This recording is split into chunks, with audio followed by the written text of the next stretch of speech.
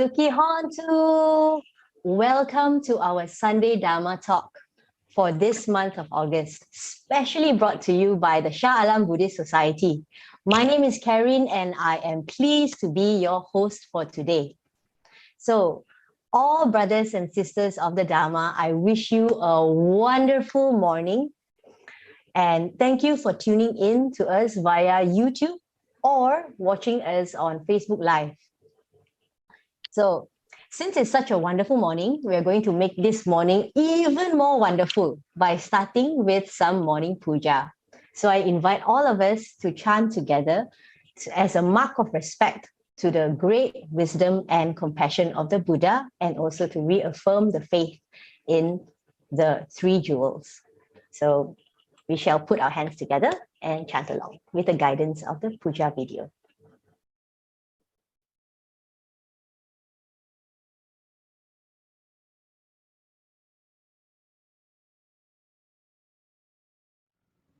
Sadhu, sadhu, sadhu. Namo tasse bhagavato arahato samma sambuddhasse. Namo tasse bhagavato arahato samma sambuddhasse. Namo tasse bhagavato arahato samma sambuddhasse. Buddhang saranang gacchami, Dhammang saranang gacchami, Sanghang saranang gacchami. Dutiyampi buddhang saranang gacchami, Dutiyampi dhammang saranang gacchami, Dutiyampi sanghang saranang gacchami, Tatiyampi buddhang saranang gacchami, Tatiyampi dhammang saranang gacchami, Tatiyampi sanghang saranang gacchami. Panatipata veramani sikkhapadang samadhiyami. Adinnādāna veramani sikkhapadang samadhiyami. Kāmesu miccācārā veramani sikkhapadang samadhiyami. Musāvādā veramani sikkhapadang samadhiyami. Surameraya majjapamā dattāna veramani sikkhapadang samadhiyami. Itipiso bhagavā arahang sammā sambuddho viññācarena sampanno sugato lokavidu anuttaro purisa dhammasārati sattā deva manusānam buddho bhagavāti. Svākkāto bhagavata dhammo sandintiko akāliko ehi passiko opanayiko paccattam veditambo viññūhīti.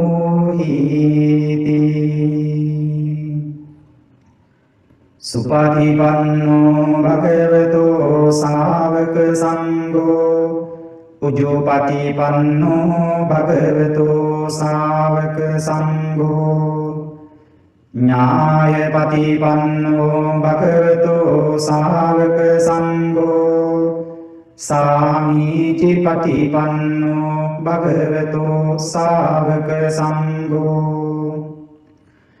යතිරං චන්තාරි පුරිස යුගානි අට්ඨ පුරිස පුංගලා ඒස භගවතෝ සාවක සංඝෝ ආහුනේයෝ පාහුනේයෝ දංකිනේයෝ අංජලි කරණීයෝ අනුන්තරං පුඤ්ඤං කෙන්තං ලෝකස්සාති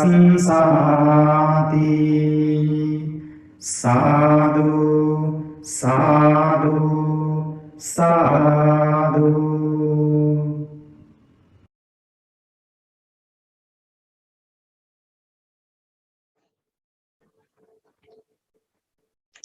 Welcome back to the Dharma talk for this morning.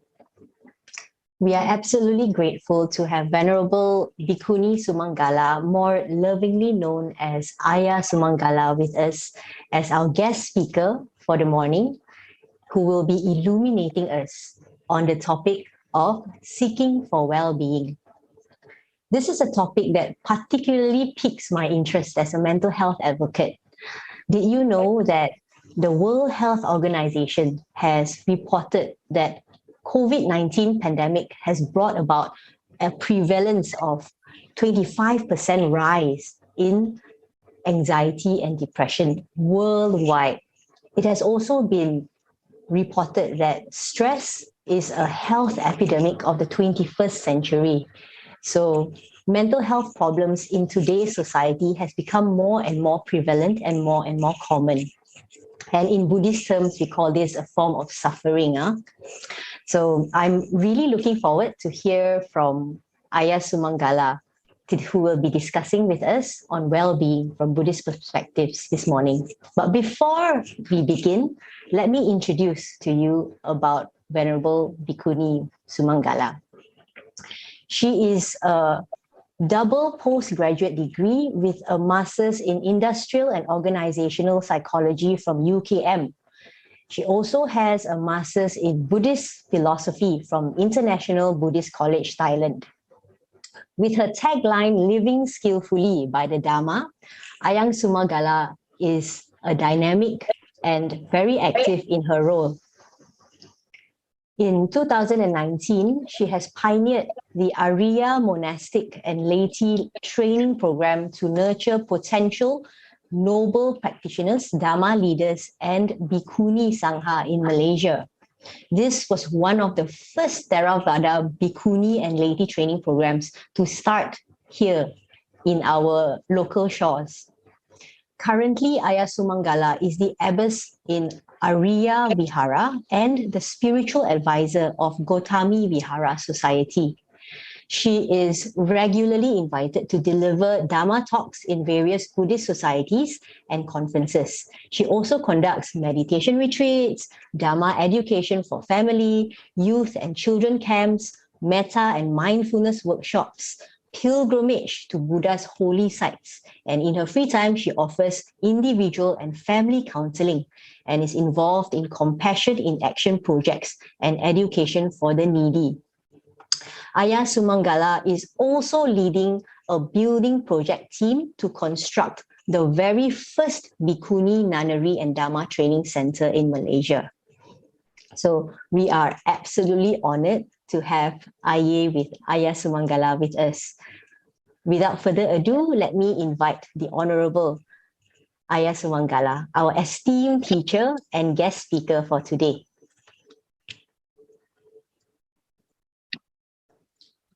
Thank you very much, Karin, and our organizing committee. I shall compose our mind to recollect to mind our homage to the Buddha. Namo tassa bhagavato arahato samma sambuddhassa. Namo tassa bhagavato arahato samma sambuddhassa. Namo tassa bhagavato arahato samma sambuddhassa. Sadhu, sadhu, sadhu.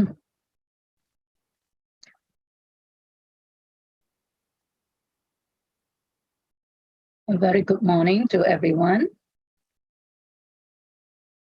And today, very happy to share with all of you about this title, Seeking Wellbeing. Can you see the slide?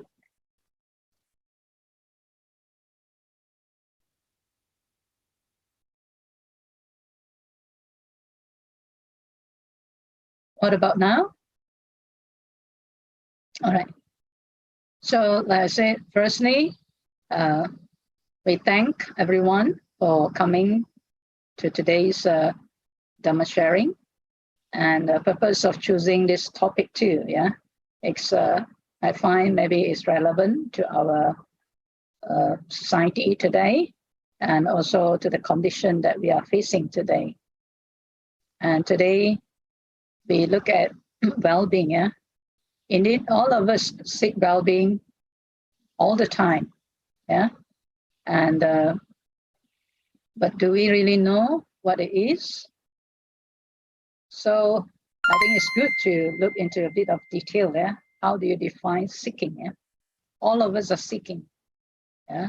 Seeking means to resort to go in search of, look for, to try to discover, to ask for, request for advice, to try to acquire or gain, and aim at.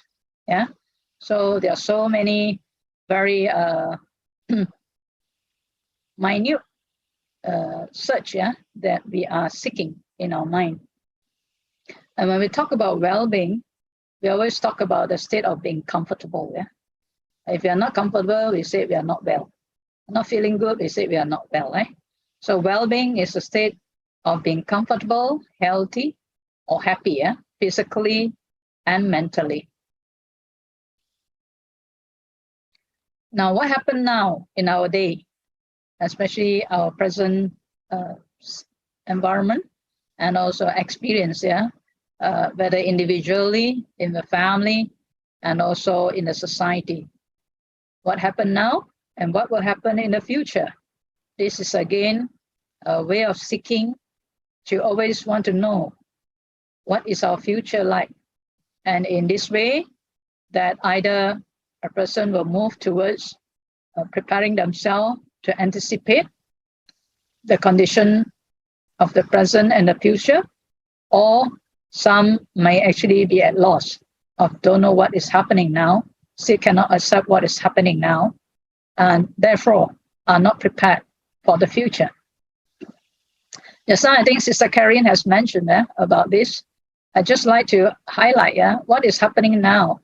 As a Buddhist, and it's also important to us to know what is happening around us, and that may impact directly or indirectly to our life, our personal life, or to our family life, or the society that we are in. Here you can see International Labour Organization have mentioned that we need policy review and guidance to protect the vulnerable and supporting enterprises. And the COVID-19 pandemic, although now it's a little bit more to post-pandemic and on endemic, we have actually seen that this particular pandemic has evolved into a health, socio-economic, and humanitarian crisis of unprecedented scale and impact. And if you see the graph, we can see that what impact that come very, very clear to us is about losing job and losing businesses, right? So in this graph, you can see that from 1982 up to today, you can see the graph of unemployment is still very high. And this definitely has impacted a lot of lives. Even in Malaysia, it's 700 over 1,000 people losing their job. So now, what is a condition when people lose their physical or material support? Of course, to a normal individual or ordinary who do not learn anything about how to practice the way of life, that is supportive or preparing their mind to be strong, the condition for stress and depression, of course, will sink in. So we also hear that, yes, indeed, a lot of people have the different degree of stress or anxiety or depression. So it said 1/4, this under this research, 1/4 is severe depressive symptoms, 1/6 mild depressive symptoms, 1/3 mild to moderate anxiety symptoms. And it is said also age, gender, and friends are also predictors of depression and anxiety, and females are higher than male. And we also understand that suicide cases in 2021 has increases, even in Malaysia. So we can see that how these symptoms has become very prominent in the society is that even for some cases that I see, that a person dare not even until now, to really go out. They are still very fearful, anxious. Even sometimes in the family, when the wife get COVID, the husband will tell them, go to the hospital. And what does the person mean sometimes is that, you are a danger in the house now, you got to get out. And that kind of level of anxiety sometimes in the family. And of course, some will even feel like the COVID is coming to them, that when they experience that challenge during the MCO or during the intensity of COVID, probably social media highlight, they even have to, after going to buy something, when they go back, they just throw away their blouse, and they don't even dare to sit on their sofa. And every holes that they find in the house, they will try to stick something to really close it up. They are also that kind of symptom. So we can see that how fearful is these particular challenges. And even when the family members, whatever money that is exchanged that they touch on, they will wash their money. Okay, so even to the extent, so that we can see that how fearful people are. These are all real incident. It's not hearsay, it's real incident. And so we can see that mentally, a lot of people emotionally are very affected, even until now. Already very, we can say, post pandemic, now is endemic. Although most people know that they can recover, but the fear is still so much deep inside their psyche. So of course, a lot of news and everything, we hear that we all need immediate interventions. Without interventions, people will sink into stress, anxiety, and depression, and this is a lot of cost to be lost.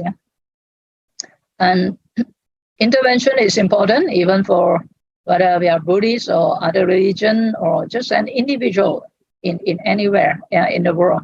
I think this is important. So there are some suggestions of community counseling, TV and social media campaigns, to reduce the psychological stress. And a lot will say government have to do something to sustain the society, to give them constructive knowledge on financial well-being, and then effective social security policies to absorb the shocks, and of course lifestyles.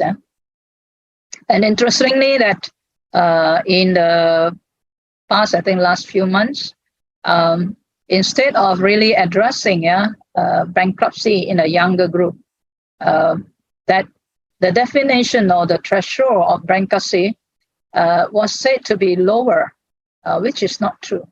But the figure from the social media or the sharing of the news is telling us that to camouflage that is less bankruptcy during this period, what they have done is to increase the threshold. So instead of, let's say last time 50,000, if the person is not able to actually pay back, and they describe themselves as bankruptcy, Now the threshold is 150,000. So therefore, less bankruptcy. So again, it's not addressing the issue sometimes. And these are the things that lying behind a lot of stress and not addressing the issue head on. Yeah. So now, what is when we talk about well-being? Yeah. So we are talking about quality of life too, and secularly or conventionally, we are looking at physical health, psychological health, social relationships, and our environment. Yeah. And here again, it is said that factors that increase Malaysians' likelihood of being depressed, being in younger age group, having no partner, living in the red zone during the MCO, and having income categorized as B40, and having avoidant coping strategies. Yeah. So when I talk well-being, means these are the group very fragile, that is very prone to get anxiety and depression is because of their age group. Also, the younger generation nowadays are more and more cases of suicide that we heard. Yeah. And also people who are lonely, and those who are at, of course, the health danger zone, and when they are always being bombarded with social media of negativity, that tendency also is very high. And those who are affected very much by losing job and not having consistent income. And also the last one that I highlight is here, having avoidant coping strategies. Yeah, most people do not know how to cope with challenges, because in their life we did not learn. Yeah, we did not learn how to do it. Yeah, especially even in the past that I've seen, there are cases like one of my colleagues, when her son is 10 years old. I was surprised to hear that, because it's one child at that time. Yeah, the son don't even know how to press the what they call the toothpaste for brushing the teeth, because every day the father do it for him. Yeah, and you'll be surprised that we said, even we are talking about coping strategies, but simple thing. There are cases that probably a child or an adult already don't know how to climb to reach up to get something, because every time she feels fearful, the parents will say no need to do, then they will do for them. So if we have a society like that, we do not teach them how to cope with challenges, then they tend to have this avoidance coping.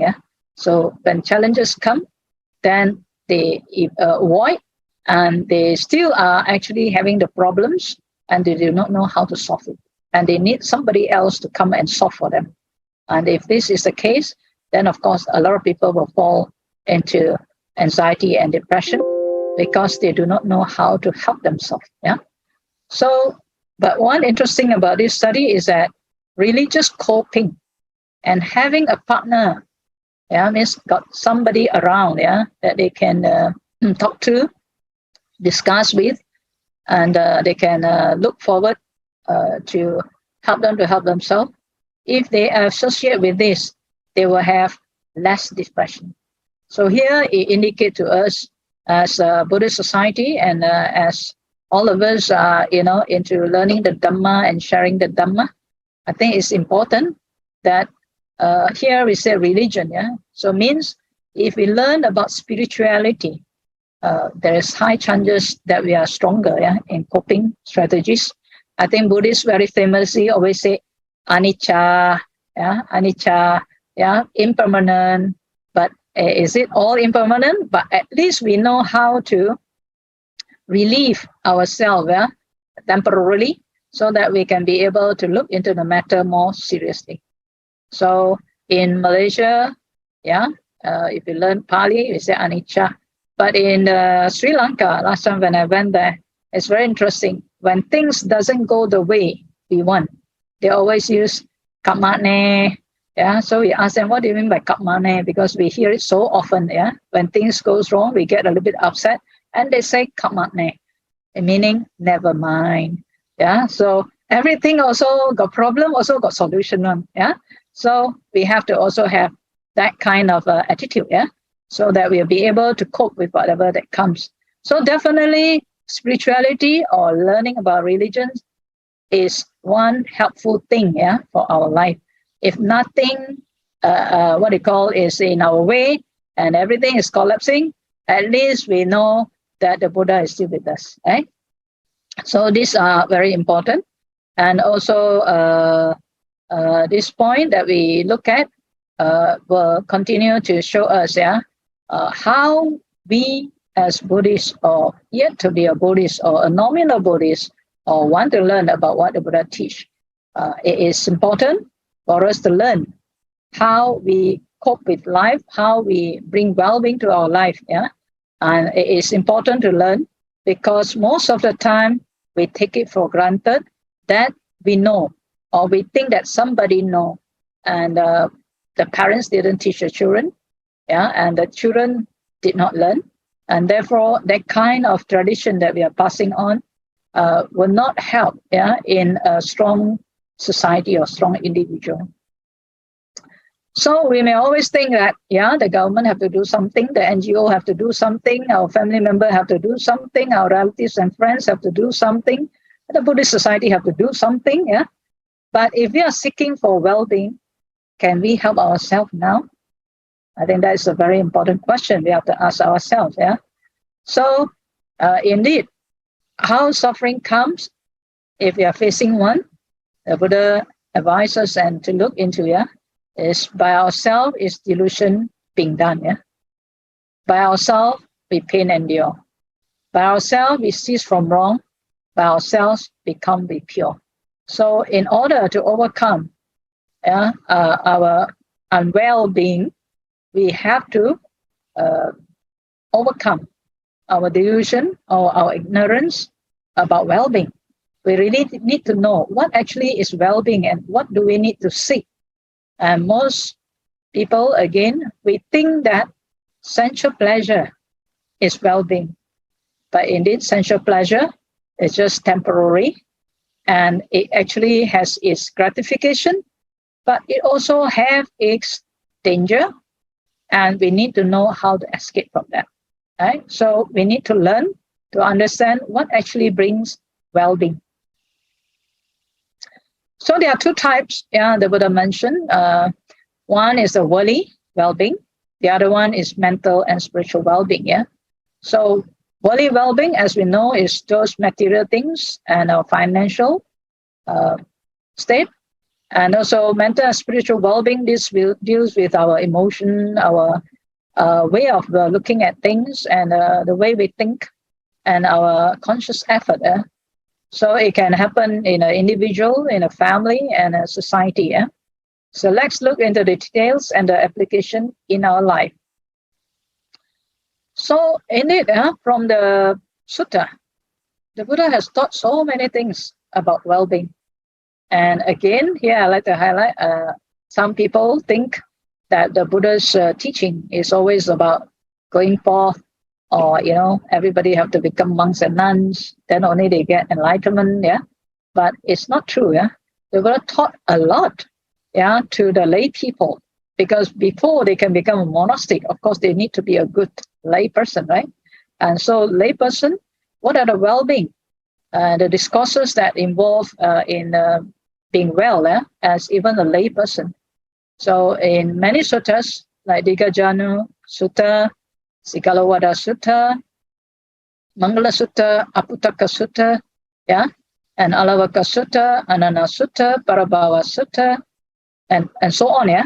So you can see actually it talks a lot about how we can gain worldly and spiritual well-being. And also what are the discipline or the virtue that we need to cultivate. And we seek for blessings, yeah. But what are the actions, yeah, that brings blessing? It's not worshipping. It's not just bring 10 apples to the temple and then place on the altar and then wish for blessing that you will get lottery, yeah. That's not the way, yeah. So blessings come from, again, how actions can be put in place to receive that blessings and success, yeah? And how wealth, yeah, can be enjoyed, and also what is true happiness and spirituality, and also the happiness free from debt. This is very related to us today, yeah? And the causes of one's downfall, how we can prevent that, and living in the present, and having a successful family life, and also the qualities of being a stream winner. Okay? So there are so many suttas that can teach us how we can practice a way of life that ensure our well-being can continue, whether in good time or during pandemic time, anytime. Yeah. Now, worldly well-being, we always look at how to preserve and increase our prosperity. And the one area that people don't really look in is how to avoid the loss of wealth. Yeah, we only know want to increase, yeah.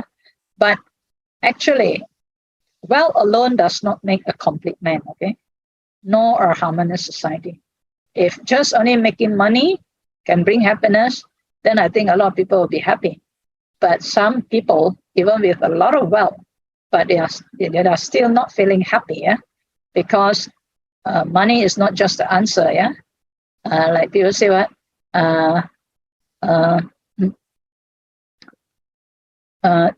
钱不是万能呢，没钱万万不能 means money is not everything, but no money also cannot do anything. Eh? So, but wealth alone does not make a complete man. So there are many other factors that we need to take into practice. And also, wealth may buy some harmony, but not complete. Yeah. So, when we have this possession of wealth, so we have to be very careful because it naturally will multiply man's desire. Yeah, and once they get, let's say, first they think, I wish I have maybe 10,000. After they get 10,000, no, I wish to have 100,000. After 100,000, they will say, I wish to have 1,000,000. So there's no end to that. Yeah, so their whole life they'll be toiling to just earn money, and they will naturally being negligent in other areas such as like their family life, even their own personal life. And at the end of the day, they may end up paying what they have earned to the hospital. So possession is can be joyful, but has to be in the balance. Yeah, and one person have to know whether their desires becomes an addiction, and how they can actually balance it up. So unrestrained craving leaves one dissatisfied and stifles on inner growth. Why is it make us dissatisfied? Because after you reach, again, you are in the cycle of unhappiness because you want more. Right? But a person who's content, then they will feel complete. And indeed, in life, we do not need as much. I think in pandemic, we all learned. First, we thought that we cannot live if we don't have this or don't have that, or we have to eat this or we have to eat that. But I think pandemic show us that no, the basic of the four requisites is so clear. That is your food, a healthy food, and then wholesome food. And then the next one is your clothing. You don't have to shop all the time, but then you can wear enough. And then your shelter, you don't have a very big house. When there's no maid already, then you got to do on your own, right? And so the kind of idea of thinking that having a big house, let's say, will bring us happiness. But at the end, when you start to upkeep that house, you start to know that sometimes you don't need so big, and something that is conducive is good enough to shelter you. And the fourth one is your medicine. We are also lucky that in Malaysia we still have a very good this medical system, that even if a person's sick and is in an emergency, with very little money, they still can get into the hospital and get treated in ICU. Yeah. So these are the things that we should know and should also learn how to help ourselves. But if we have unrestrained craving, we always think there's something. People say, the other side of the grass is always greener, but sometimes not true. Yeah, what we already have, is actually very good, and we should learn to appreciate them. And so when we are contented, everything that comes to us is bonus. Yeah, so that's why we are happy. People always look for bonus, right? But if you can understand, and your 4 requisites has been fulfilled, the extra that comes to you is a bonus. And that bonus you can really share with others. And that brings even more joy and happiness. Yeah. Now, from this Alavaka Sutta, it was asked, to the Buddha. And Alavaka, as you all know, is a very powerful demon. Yeah? Even demons also ask the Buddha how things should be practiced. Yeah. So his question is number 1. What well here is best for men? Second, what well practice will happiness bring? What taste excels all other tastes? How lived is the life they say is best? Yeah. So here the Buddha gives the answer. Faith is the wealth here best for men. Dhamma well practiced shall happiness bring. Truth indeed all other tastes excels. Life wisely lived, they say, is the best. Yeah? So we think wealth is only in terms of money. Yeah? But the Buddha give a more profound meaning, the wealth that we should have. So the faith, faith here is faith in what? Faith in the awakening, in the awakening of the Buddha. The faith to do good, the faith to bring the well-being, that is helpful for us. So this faith is the wealth best for men. And what is a practice that bring happiness? It is not about going for disco, or going for holidays only, but Dhamma well practiced shall happiness bring. So what is this Dhamma? So the word Dhamma we always use, but if you ask a lot of Buddhists what is Dhamma, they will say they don't know exactly what the meaning is. Dhamma, actually Dham means that which upholds. It's uphold you up from falling into suffering or woeful state. So that which uphold you up. So this is the Dhamma, the teaching of the Buddha. And of course the teaching of the Buddha is very vast. In our modern time, when it's translated in the English, you can also see that there are 4 main volumes for even the Sutta Pitaka, 4 main volumes plus another 15 volumes for the Khuddaka Nikaya.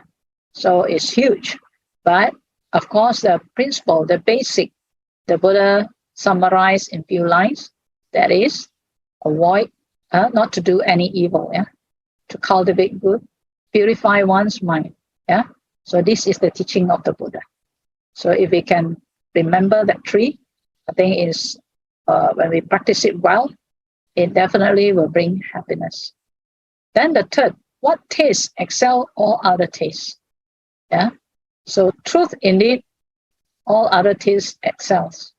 I remember in the past, people tell me that some people, in Malaysia, of course, sometimes because of taste, from KL, they can have a tour to Malacca to eat the chicken ball, okay?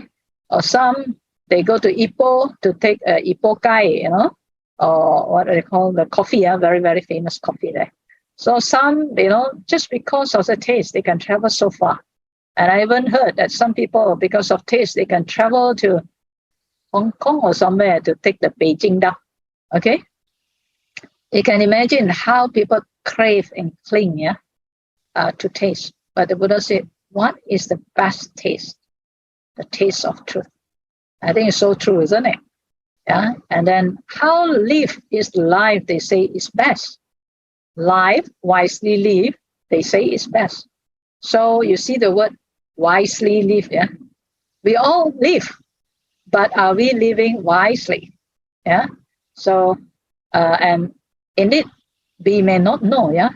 And I heard also during pandemic, some devotees start to say, now I think I am back to a good way of life to live.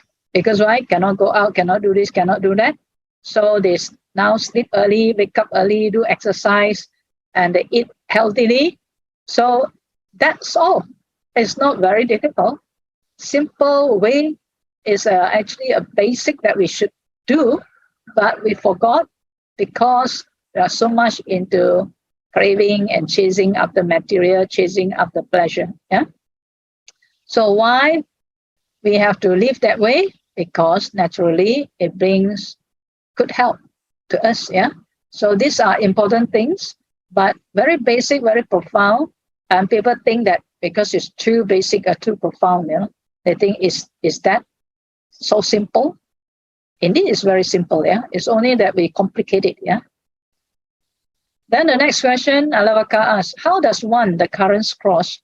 Currents here means sense of pleasure, yeah, and becoming or wrong views and ignorance. How can we overcome that? Number 2 is how does one is ocean's existence cross? Means end the birth and death. And how does one is suffering quell? How do we quell suffering? And how does one is purified? How can we purify our mind? Again, the Buddha mentioned, number 1, by faith. Number 2, by diligence. 3, by effort. 4, by wisdom. So it's very clear if you see these few words keep coming up, yeah. Your faith in the good, your faith in the awakening, and your faith, in not doing the wrong things or the unwholesome things, and also by effort, right effort, and by diligence, yeah, and then by wisdom, yeah. So it means we have to have the understanding of how the suffering can be ended by practicing the Noble Eightfold Path, yeah. Then he asks further, how does one wisdom win? How does one wealth obtain? How does one come to fame? How does one friendship win? You can see, don't we actually like all these things? And we seek for all these things. But how? The Buddha said, the mindful and discerning one who is in the Dhamma plead his faith. Means we practice the Dhamma that upholds us by practicing mindfulness and having discretion. Yeah? Sometimes people will say, everything is okay, no good, no bad, they say. Yeah, is it true? Yeah, you hear quite often people say, everything same, no good, no bad, but no, Buddha said, if you really want to win wisdom, yeah, you have to be mindful and also discreet. Discreet to know what is wholesome, what is unwholesome. Yeah, what is blameless and what is blameworthy. What needs to be cultivated, what no need to be cultivated. And what is praised by the wise and what is sanctioned by the wise, and what is when you put into practice and undertaken, it brings you happiness and well-being, or it brings you harm or unhappiness. So the discerning, the discrete part of it is important, yeah, and so that we can choose the right way, yeah, to practice the Dhamma, and this we place our faith in, yeah. So that mindfulness is important, and it has to be cultivated by, we say, bhavana. It's cultivation of the mind, yeah. Not just the word meditation, A lot of people now use this meditation so loosely. Some they ask me, can I meditate and listen to music? Is that meditation? Or some even say dance meditation. Oh, very, very modern. Yeah? But you see now meditation, the word used very loosely. But I think the Buddha's teaching on meditation, we use it in the modern term, but we prefer to use the word bhavana, mental cultivation.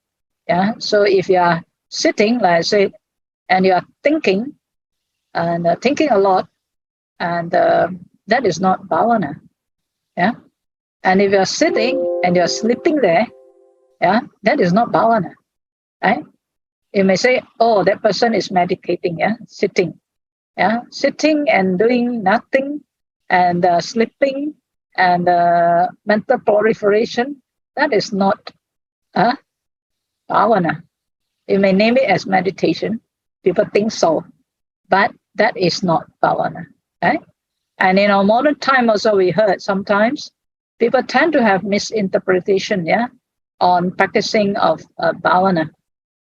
And people see somebody sitting, and especially from a Chinese perspective and old perspective, I think maybe because we see too much of the movie in the past, that when people practice meditation, either they have a kung fu fighting, or they can fly here and fly there, and then their ears can have fire coming out, So people will tend to think. Until today, I'm surprised. People say, hey, don't meditate. After meditate, 走火入魔. People get crazy. I told them, it's those who don't meditate that you see a lot of 走火入魔 already, a lot of depression, a lot of, problems that come into the society. But if you truly meditate properly, and with the proper understanding of bhavana, cultivation of the mind, how can a person go out of mind? They should be able to train their mind better and get their mind in good state. So it's through cultivation of mind. The Buddha said that one leads one to well-being. Without that cultivation, the mind will get lost. So this is a very important how wisdom is win. So remember, bhavana comes in so that it can directly see. That's why I mentioned to you, the coping, avoidance coping. That is where people run away from reality. When you properly cultivate your mind, you close your eyes, you can see your mind. Most of the time when we conduct retreat, people will tell me, oh, Venerable, I start to see that I have a monkey mind, they say. So I say, it's good. At least today you see your mind is jumping around, right? So then you can rectify it. Some will see that the mind, has a lot of anger. And then from there, they can learn how to mellow it down by loving kindness. So it is through bhavana that we face to face with, truthfully, sincerely, with the state of our mind. If it's unwholesome, then we need to replace with a wholesome one. If it's impure, then we purify it. So it's through this practice that we can help ourselves to win wisdom. It's not just by thinking or just listening to Dhamma. It's not as profound yet to gain wisdom.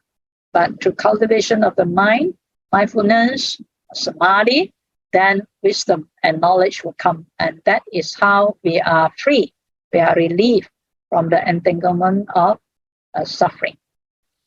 Okay, how does one wealth obtain? So the Buddha again say, is by tactful and energetic. Being tactful and energetic. So it means we have to be diligent. And gains wealth by his own effort. So when we gain the wealth by our own effort, we tend to appreciate our earning. You can see that a lot of true story, when they get money easily, they do not know how to manage their wealth. For example, young children nowadays, parents may use a wrong strategy by giving them what they call a substitute credit card that they can just swipe and then make good use of money. Before they even know how to earn money, they are already into the habit of spending without consideration. Yeah. So this is a very important things that people should take note as parents. It's important to teach them financial, what they call this management even from young. Yeah. So how fame can come? Yeah, everybody wants to be recognized, being noticed. So the Buddha said, if you wish for fame, yeah, be truthful.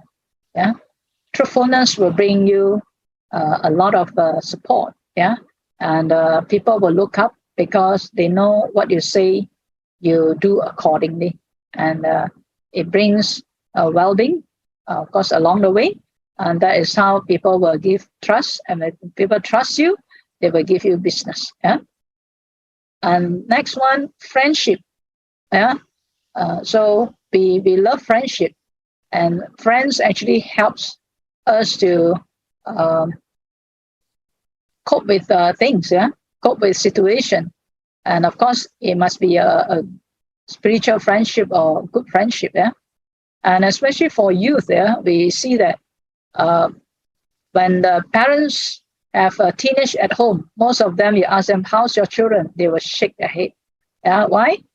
Because it's very difficult to manage. Yeah, and in the past, I asked some of these teens. Yeah, I asked them 3 questions, very simple question. I asked them, okay, what do you think teens like? Yeah, and they told me we like handphones. Okay, and again I asked them, what else do you like? Second answer, handphones. Okay, then I said, don't you have anything else besides handphone? Then they said, we like freedom. Okay. Then next question, I asked them, what do you think teens don't like? Right? They say, we don't like being told. Then I asked them, do you mean that you don't like to be told by your parents or by your teachers or by your friends? They say, we do not like to be told by our parents, do not like to be told by our teachers, but friends, okay. Right? And then I asked them, what else you all don't like? They think, and they answer, we don't like our voice or our opinion not being heard. Okay, that was what they don't like. Fine. Then third one, I asked them, what do you all think teens need? And they told me, I said, Venerable, frankly speaking, we're very uncertain about things. Actually, we have fear one. Right? So we need guidance. Yeah. So isn't it very conflicting? One, I like handphones freedom. 2, I don't like to be told. I don't like not to be heard. 3rd, we are actually very uncertain about things and fear, and we need guidance. So how to approach them? So important thing is for us to understand their condition. Yeah. So friendship is very important throughout life actually. And indeed, the Buddha highlighted this. Yeah. So later I will talk a bit more on that. So, but here the Buddha said, friendship, you want to gain friendship by giving. Yeah. So when you give, people like to become your friend, right? So it doesn't mean that you have to just simply give, but many kinds of giving that we can do. Yeah. Next question, how does one without sorrow fare? We don't want to have grief or sadness. Yeah. When from this world to another is gone, people are looking at this life and the next life. And in pandemic, also a lot of people grieve because suddenly they lost their loved ones. And also they do not know where they are going. But what the Buddha say is this, yeah. He who has faith and is also truthful, virtuous, firm, and fond of giving, by virtue of these 4 conditions, will never in the hereafter grieve. Yeah? So if a person has faith in the Buddha, Dhamma, and the Sangha, is truthful to himself, to others, is virtuous, he keep the 5 precepts well, practice well, is firm, steady, and he is generous. Yeah, and the Buddha say with these qualities, yeah, it actually already bring well-being in this life and in the next life, he won't have fear and sorrow. Yeah. Now the last part, Alavaka asks, and the Buddha also mentioned about the importance of restraint and patience. So in our pandemic time, even the post-pandemic, endemic now, these are also important quality that we need to practice in order to bring well-being to us. Yeah. Still continue to practice truthfulness, restrain, restrain our essential desires, and then perform charity, and also being patient. So this, the Buddha say, is the great reformers of men. Yeah. Reforming doesn't mean you go to the street and then you want freedom. Yeah. Reforming from within, that we will be able to transform our life and the life of our family and also the society or people that come by your life. So the Buddha actually mentioned this to Alavaka, and Alavaka was so rejoicing that now he knows, that he has learned how the well-being of this life and the next year can be obtained. And he also realized one very important thing, that a gift always bears a fruit. Yeah? Whatever we give, is bearing a fruit. And from there, Alavaka rejoices and say that, from now on, he will go and tell people, about the Buddha and the Dhamma. Meaning, even as Buddhists, sometimes you ask, what did the Buddha teach? They will start to ponder, what the Buddha teach. Especially Buddhists, because most of us are born with a certificate, birth certificate that we are Buddhist. But most of the time, we are not aware what the Buddha taught. So here are some of the things that I think gradually we can find that a lot of qualities of practice that it is important to bring our well-being. So this, even the demons learn about it. What more, we all human being. And it is always said that when they hear the Buddha's teaching, they have so much happiness that comes to their mind. They always say, set upright what is overturned. What the Buddha's teaching, even in pandemic or non-pandemic, after listening to the Buddha's teaching, you will find that, you start to understand a little bit more how life can be put into the right direction.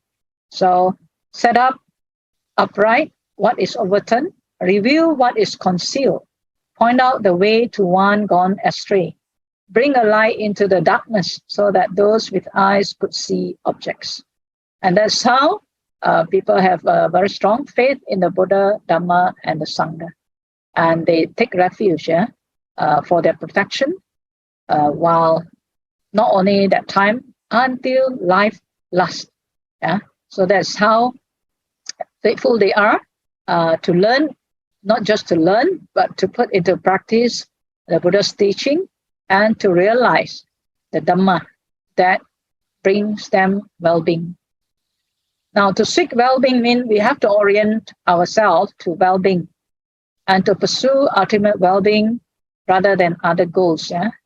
So we can start our day with faith in the awakening of the Buddha, take refuge in the Triple Gem, and practice the principles of life, the 5 precepts, and you will enter into the presence of the well-being and receive the strength that help to make it through your day. By ending your day with gratitude and loving kindness, you put down all your concerns and win a peaceful victory night. So this is how we can start to practice.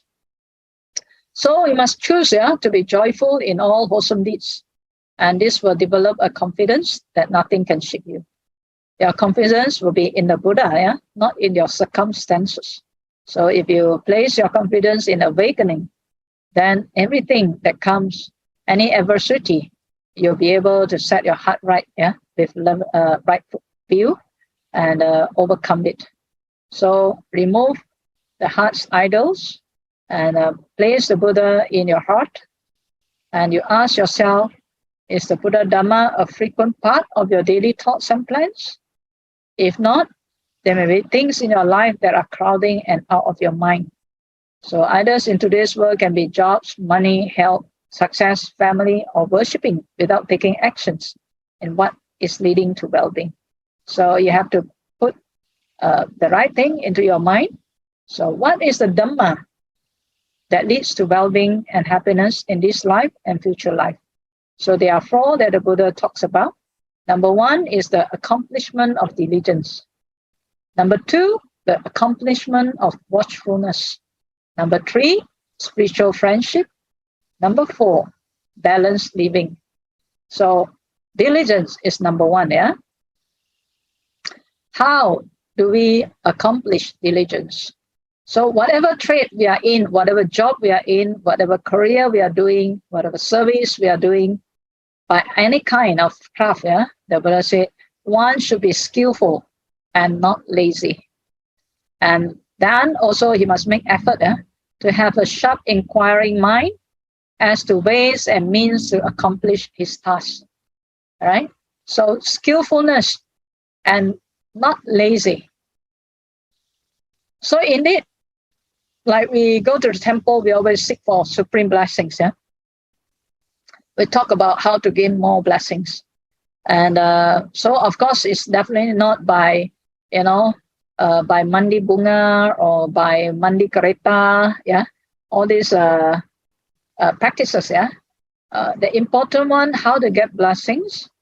The Buddha say, number 1 in the Mangala Sutta, there are all 38 blessings that one can actually receive by practicing the right way. Yeah? One of it is also peaceful occupation. Yeah? So your occupation that leads to peace. And whilst learning, perfect handicraft, a highly trained discipline, and pleasant speech. Means if you have this, you can already cari makan. Yeah? So these are not very difficult to do. So in our society now, I think in the digital world, there are more things that we need to learn what is relevant, yeah, to help our work, areas that we can perform, to connect to others. As our society evolves with the technology, you don't have to be like every time chase with the advance or the most newest one, but you need to have that skill. Yeah, without that skill, we are not able to communicate. Yeah, and with that skill, we can communicate with more people. For example, I think during pandemic, a lot of Buddhist society has evolved. Yeah, to have even like today we have Zoom, Dhamma talk. Previously, if you ask us to learn Zoom, I think people will still think not the time. We don't have time for this. But condition make a hero. Yeah, so now all become hero and know how to use computer and all those things. But at the same time, we need also to revert back to human communication, because we are still a human. Yeah, so we still have to preserve the humanness, and at the same time, we can also connect to technology. So probably in the future, it's a kind of like hybrid thing, hybrid learning, that we can cater for the presence of the people and also groups that are far away. So continuous learning is a blessing. It brings well-being, perfect handicraft. When they do things perfectly, then everybody can enjoy, yeah, and rejoice with that good delivery, yeah, and train discipline. Yeah, discipline is important, yeah, to perform a good job, and also pleasant speech. So when we do something, it's good to be kind with speech, and also when we communicate, it's also good to have a pleasant speech and a kind speech, and also speech that bring harmony, speech that is beneficial. Yeah? So all this will bring blessings. Okay, so in this particular accomplishment of diligence, the Buddha actually advises us to also to note on these 6 dangers that we should also take note and to avoid from doing it. Yeah, especially the habit of idleness. Sometimes during pandemic, because everything shut down, people do nothing. but keep watching TV, yeah, and watching YouTube, and they do nothing about themselves. And therefore, of course, there will be more trouble than blessings, yeah. So people who are in the habit of idleness, they need to check if their mind always think that it's too hot to do something, or too cold, or too late, or too early, or too hungry, or too full, and they have thousands of excuses, yeah, from doing his task. Then, of course, the Buddha said, his wealth grows not, and what wealth he has will goes to ruin. Yeah, it will deplete. Because why? If he do nothing, then of course, he will be in difficulty. Whether financially or materially, of course, he'll be unwell because he didn't put effort to do something. So I'd like to share with you a stories I read in somewhere in the suttas. It's talking about even a dead rat can make money. Nowadays, because of sudden loss of job and all those things, sometimes we may succumb to idleness, but we can actually do something, even though if we do not have any capital. But if we have the capital of our mind, our hand, our wisdom, we can do something. For example, in this story, this person who's very poor, and he was seeking for well-being, and he heard that the king's treasurer is a very reliable man, very good at treasury, and everything he said, is true and can bring well-being. So one day he also went and listened, and what he heard is only one statement, that even a dead rat can make money. So he went back and he think about it and ponder about this. And then what he did is that, in the past, the cat, of course, don't eat pedigree, right? The cat eat rats. And so what he thought to himself is that he searched for dead rats. And after he got the dead rats, he actually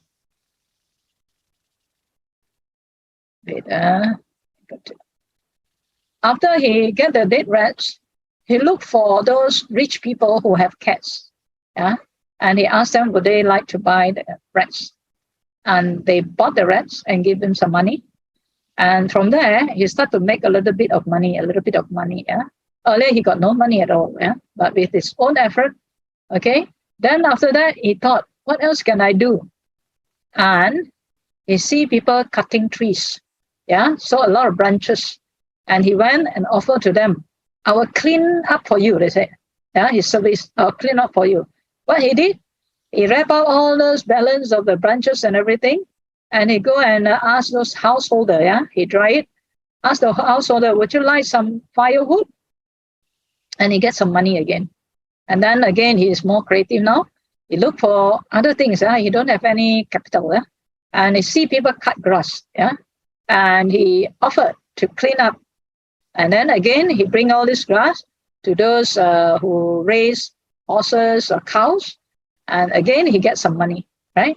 And from there, then he becomes more entrepreneur.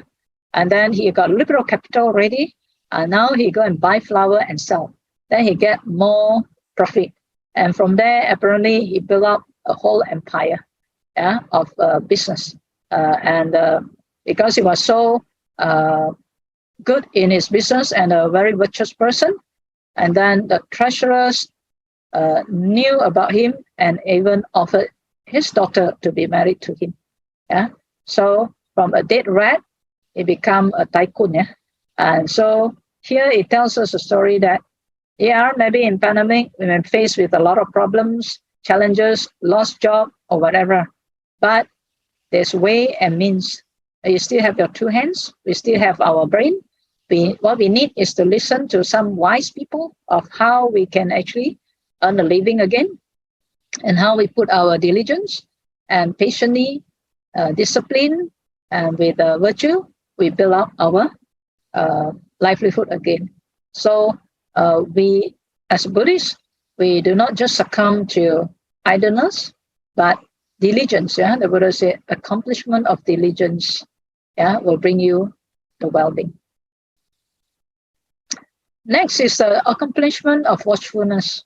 So the Buddha also advises, whatever wealth we receive through our work, through our strength, our sweat, and justly obtains by right means, we should guard and watch over it. Don't just simply spend, means we have to watch over it. So for example, kings would not seize it. So this is also, I think nowadays a lot of people also facing these challenges. Suddenly tax coming or compound coming, and so these are also ways and means that we should learn and understand. And how do we do it correctly, paying our tax accordingly, but at the same time we manage it properly with understanding, with knowledge, so that they do not overtax or compound. Thieves will not steal it. So now a lot of things are online. It's also very dangerous. Now somebody make joke, is say nowadays if a thief want to steal and go to the home to steal, it's so dangerous. This kind of thieves are not very clever now. A lot of people go for scam. They become scammer, because it's easily for them to scam on people, because people crave for something or fearful of something. So they use different kind of scam to cheat people, and to scam. And we hear it many times, So now we need to be very careful on the scammer, and they come in different form. Either they act as police, or what they call bankers, or even extort children, or they say your phone you don't pay your phone and you got to call this person. Many kinds of scammers. So we have to be very careful, because just a few steps, the money in your bank can be gone. So these are very important things that we need to take care of today's situation. Then the next one is fire would not burn it. Forest fire and all those things. And water will not wash it away. So now we also have to relook as the world environment, the condition, the climate changes. You also have to observe and relook the area that you're staying in. If it does cause flash flood, then you should think of, moving away. Because we experienced that, I think, last year. Suddenly a flash flood, the area that we never think of. The whole thing in the house or businesses all gone. So we also need to guard and watch over it. So these are reflections that we can do. And then the next one is also to be watchful. Unloving heirs will not take it away. So these are the things for children that who only spend but do not know how to earn. Then you have to also guard and watch over your finances, because they will just spend and it will affect the whole family. Right? So how can we do some protection? Of course, by some insurance to protect certain assets and personal health, so that it reduces our difficulty when challenges come there. Third, spiritual friendship. So how well-being can be obtained? The Buddha said, spiritual friendship. So one should associate, converse, discuss with a householder, laity, son, or their elder person who's matured in virtue, endowed with faith, and then charity and wisdom. So it means we have to associate. The Buddha say, if you can't find a spiritual friend, then be a lone ranger like a rhino cross, one-horned rhino. Because why? To associate with one foolish person, your whole life can be jeopardized. So you rather not to mix than mix. But if you were to find friends, the Buddha said, find one, who you can emulate, their faith, their virtue, their good qualities, and their kindness and charity, and their wisdom. So if you can mix with such a person, naturally your behavior will become better. Your way of thinking, speaking, or bodily action will start to improve. And that, of course, brings well-being to you, yeah? Whether in your worldly life, in your finance, or in your emotion, in your mental health, yeah? So these are the things that very key, yeah, to have that following the faith and also of the faithful, virtue of the virtuous, charity of the charitable, and wisdom of the wise. So we emulate, we follow, yeah, we practice. Like let's say if your friends always mix with you and you always go for dana, one day I'm sure they will follow you to offer dana. So it's like that. And a friend follow, let's say, you to perform kindness, charitable actions to help the needy, then naturally their kindness also will start to increase. Yeah. So to emulate, yeah. So when we associate with the right people, then we will start to emulate and practice the way how people practice. Yeah. And that will bring well-being to us too. So in Sigalovada Sutta, yeah, it is a whole text that teach us how we can become a moral and social well-being by practicing wholesome company. It's truthful friends, not friends in disguise. And how, in a family, there is this reciprocal ethics, duties and responsibility that bring well-being to family, to the society and our spiritual life. So we have to be aware what is no friend. Yeah, means if the friend say I'm your friend, but he does not take upon himself any task is capable of doing. So they are only saying, but not doing. So another one is like speaks admirably to his companions, but whose action do not conform to what he say. So somebody can say something to you, but they don't act accordingly. So we know that they are a talker, not a doer.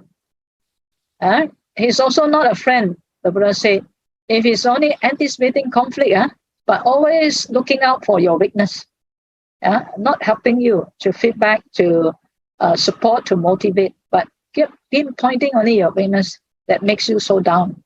So these are not the kind of friends. But he whom you can rely, like a child sleeping on his mother's chest, is truly a friend who cannot be parted from one by others. So friend who is real friend is with you throughout good time and bad time, throughout the help when you need help. And it's like your family members, if when you are in trouble, they'll be there and as counselor to you, so that you will be able to be on the track. So key thing is here, the Buddha said, how we can also sustain our well-being with spiritual friendship. And it's also a supreme blessings that the Buddha said, this association with the fool. We have to do that so that we don't fall into their bad behavior. Association with the wise. So we can increase our capacity and ability, honor those worthy of honor. So these are blessings that one can seek for, and it's not that difficult to do, but we just have to know, be discreet, who are the friends, who are not the friends. And also in other suttas, the Buddha mentioned in Rahulavada Sutta, truthfulness is very important in our life. So when we are truthful, then again, I said, the fame can come. When we are truthful, trust will be there. And then everything that we do will be smooth and easy. Also, we have to reflect, just like a mirror, we have to reflect all our actions, whether body, speech, or mind, every day, so that we are on track to practice the Dhamma in accordance to the Dhamma. So we have our responsibility, and we have the thought of what fruits and blessings that will come. Then one can cultivate joy and happiness. So these are the way we can experience peace and happiness, and we will be free from fear and wrongdoings. So we have to make a conscious choice, yeah, to associate with spiritual friends and remove ourselves from distractions. So it is a daily commitment and choice. So make your choice wisely so that you will have this realization of mindfulness, that presence in you and in everything that you do, yeah. So everyone attempts to find happiness, yeah, in 3 ways: doing good for others, doing things you are good at, and doing things that are good for you. I think this is what can gear us to well-being. This is a bit more scientific. So what makes a human feel happy? We have happiness hormone in our mind, yeah. So we also need to know how we can induce this happiness hormone that make us feel well and happy, yeah.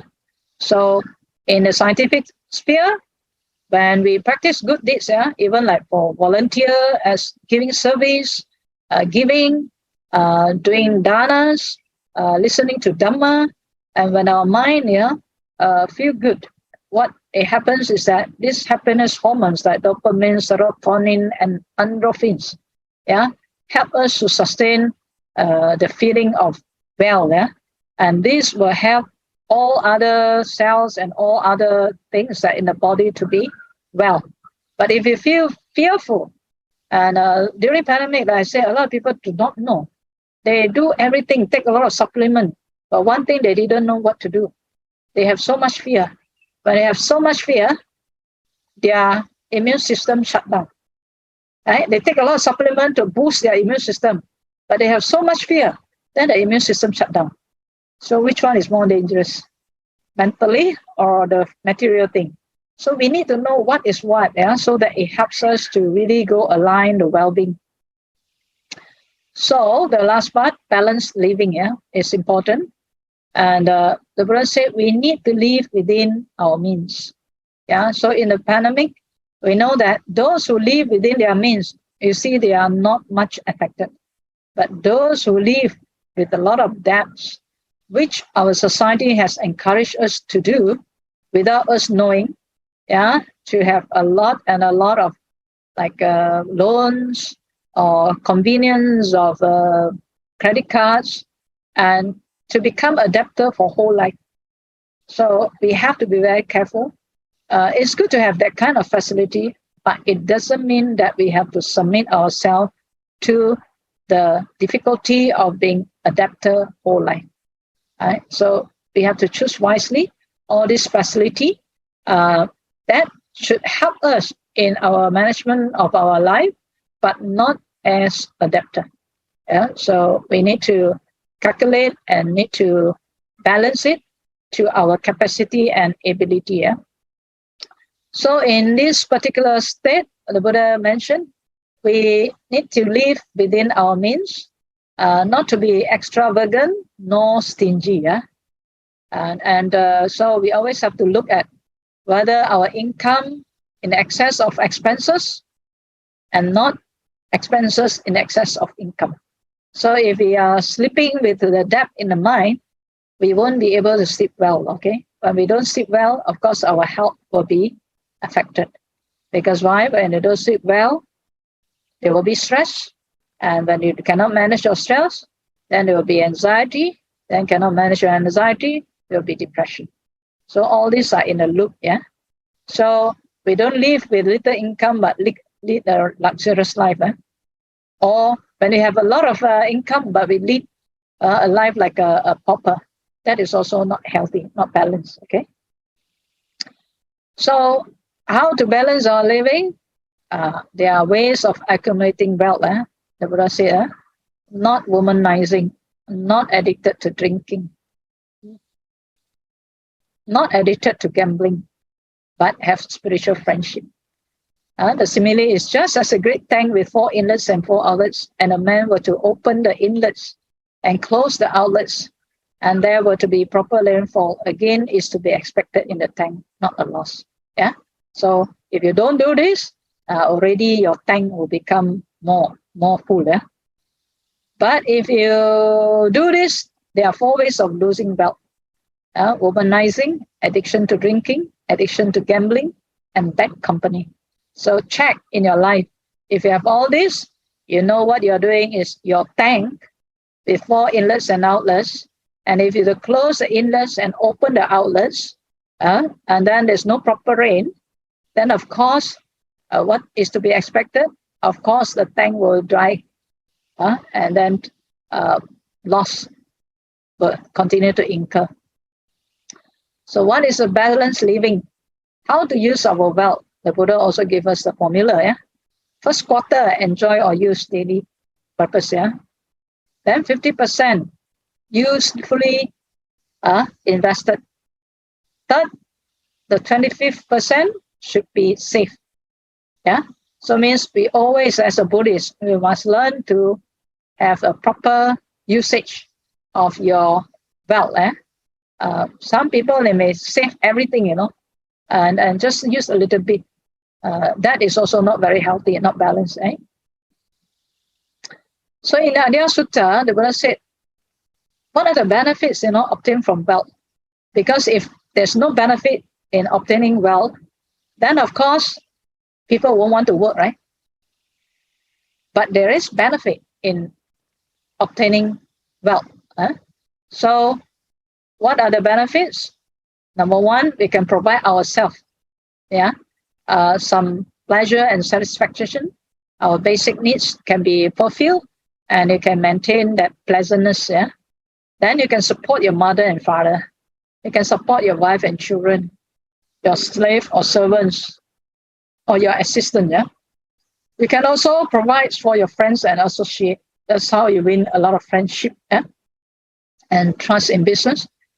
You can also ward off calamities. Means you can buy insurance or buy certain things that protect your assets and also keep you away from disasters. And then fourth, you can perform offerings to relatives, guests, in memory of your departed relatives, even to kings and devas. Fifth, you can also make offerings for the supreme aim of heavenly aim. Offerings to the Sangha, offerings to those noble practitioners. So the Buddha said, once you can do all this, even if one day the wealth goes deplete, you will reflect that actually you have made good use of your wealth in the rightful way to fulfill the 5 benefits. And you will feel no remorse over it, because you have done your best. But if your wealth increases, you also feel that, you have no regret also for whatever that you do, because your money is well spent for the rightful way. Then the Buddha said, actually our money, we need to spend one, but it doesn't mean we simply spend. If you have a lot of money and it's just in paper only, some people are like that, they always look at their, what they call, monthly statement, how much money they have. But they don't know how to really make good use of the money for their well-being in the present and in the future. So here the Buddha mentioned about, the importance of knowing how to spend the wealth and not keeping it just for the sake of hoarding. Because there's one story that this particular millionaire, he has a lot of money, but he lived like a pauper. And then after his death, he got no heir, no children, and the money all go to the royal treasury. And so the Buddha said, if money is not spent properly, then it's actually of no use. It goes to waste. Another sutta that tells us how we can balance our life is in Nakula Matta Sutta, about our duties, and even that doing this duty well can even lead to the heavenly rebirth. And for a wife, for example, how she can serve and respect and love her husband, vice versa, how she can respect her husband's relatives, capable and industrious in her work, manages her household duties well, takes care of goods and wealth that her husband brings, and then take refuge in Triple Gem, and also keep the precepts well, and is a charitable person. So it's not that difficult to do. But if a person can do that, that in itself helps them to lead a very good life. Another sutta talks about basic home management. We need to also know how to balance our life. I would say not to be extravagant, neither stingy, but we need to know how to manage our finance. So always look for, if can, restrain from shopping habit and hoarding.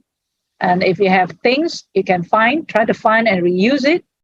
And if there is something that you still can repair, you repair it or recycle it. And also take eat and drink in moderation. Keep yourself healthy and avoid wastage. And have someone virtuous to manage things. So you have somebody who is good at finance management. Sometimes people can be promoting finance management, but in their life, their managing of finance is not imbalanced. So we have to look into what is important in the family, like how the Buddha divide and share with us how we should use our wealth, so that we will be in order to have sustenance. Spiritual well-being, we know that there are material well-being and also the next one, spiritual well-being. Spiritual well-being cater for here and hereafter. So what are the spiritual well-being? Number one is the accomplishment of faith. Again here, faith in the Buddha, faith in the good, faith in the awakening of the Buddha, so that we can emulate to finally free ourselves from the cycle of suffering. Then the next one is accomplishment of moral virtue. Third, the accomplishment of charity. Fourth, the accomplishment of wisdom. So here, the awakening of the Buddha, we know the Buddha have 9 qualities. Moral virtue, the 5 precepts. Charity means we are free from stinginess and we devote ourselves to charity, delight in giving, in almsgiving, and always have sharing with others.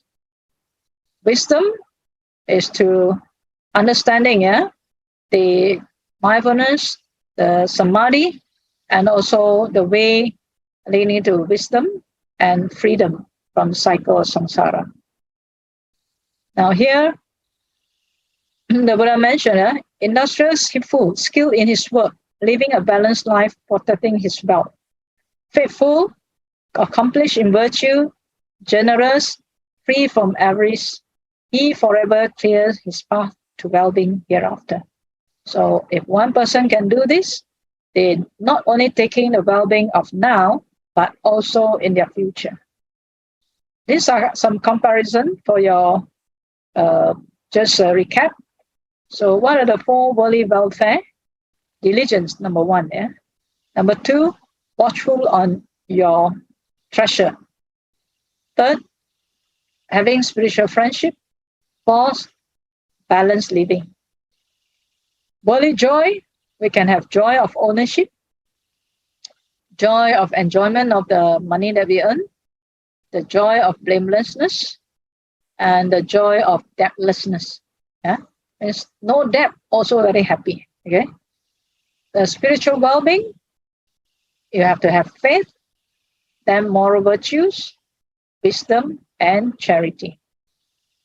So these are the advice that the Buddha gave us in order for us to have well-being. We can actually give up all the defilements, the first 4 of the 5 precepts. And also when we do things, don't do it out of desire, hate, delusion, or fear, and not indulge in the 6 ways of losing bear. And if we can avoid these 14 things, then we do our duty and responsibility. Then the Buddha said, you can conquer this world and the world after.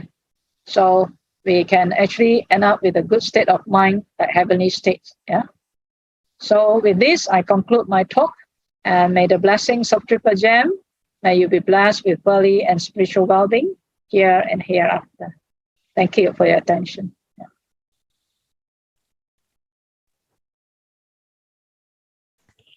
Sadhu, sadhu, sadhu. Thank you, Ayya, for the very informative session. So, Ayya, we will now start with the Q&A session. We have received quite a few questions, but I'm also noticing the time. Is it all right if we extend the talk to another 15 minutes so we conclude by 11:15, perhaps? All right. Okay, so let's start with the first question, yeah? So the first question is by Hai Eng Yu of KMBS. So his question goes, how can mindfulness guide us to let go of our attachments to our loved ones?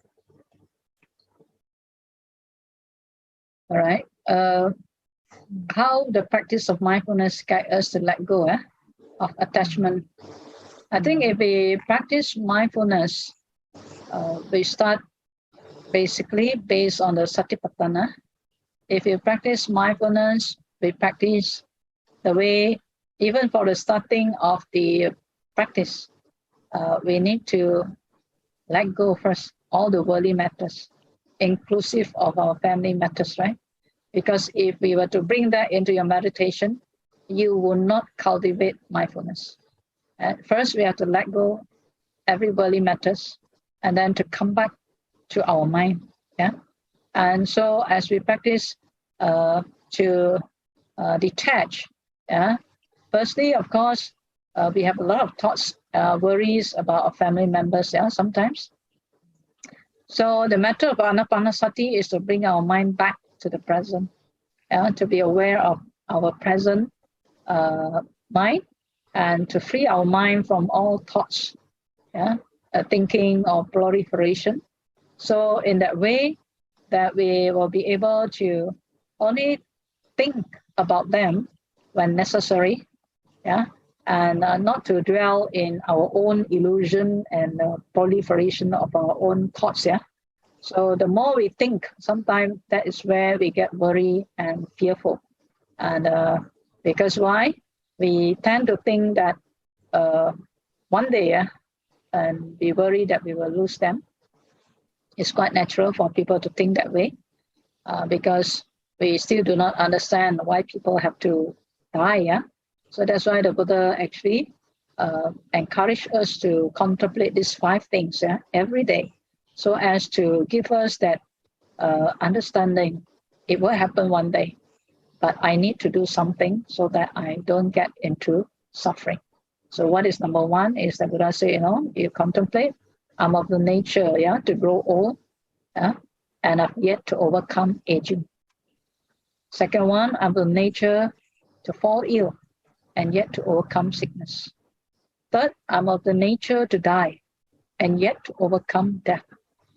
Fourth, everything I own, love, and cherish will one day be separated from me.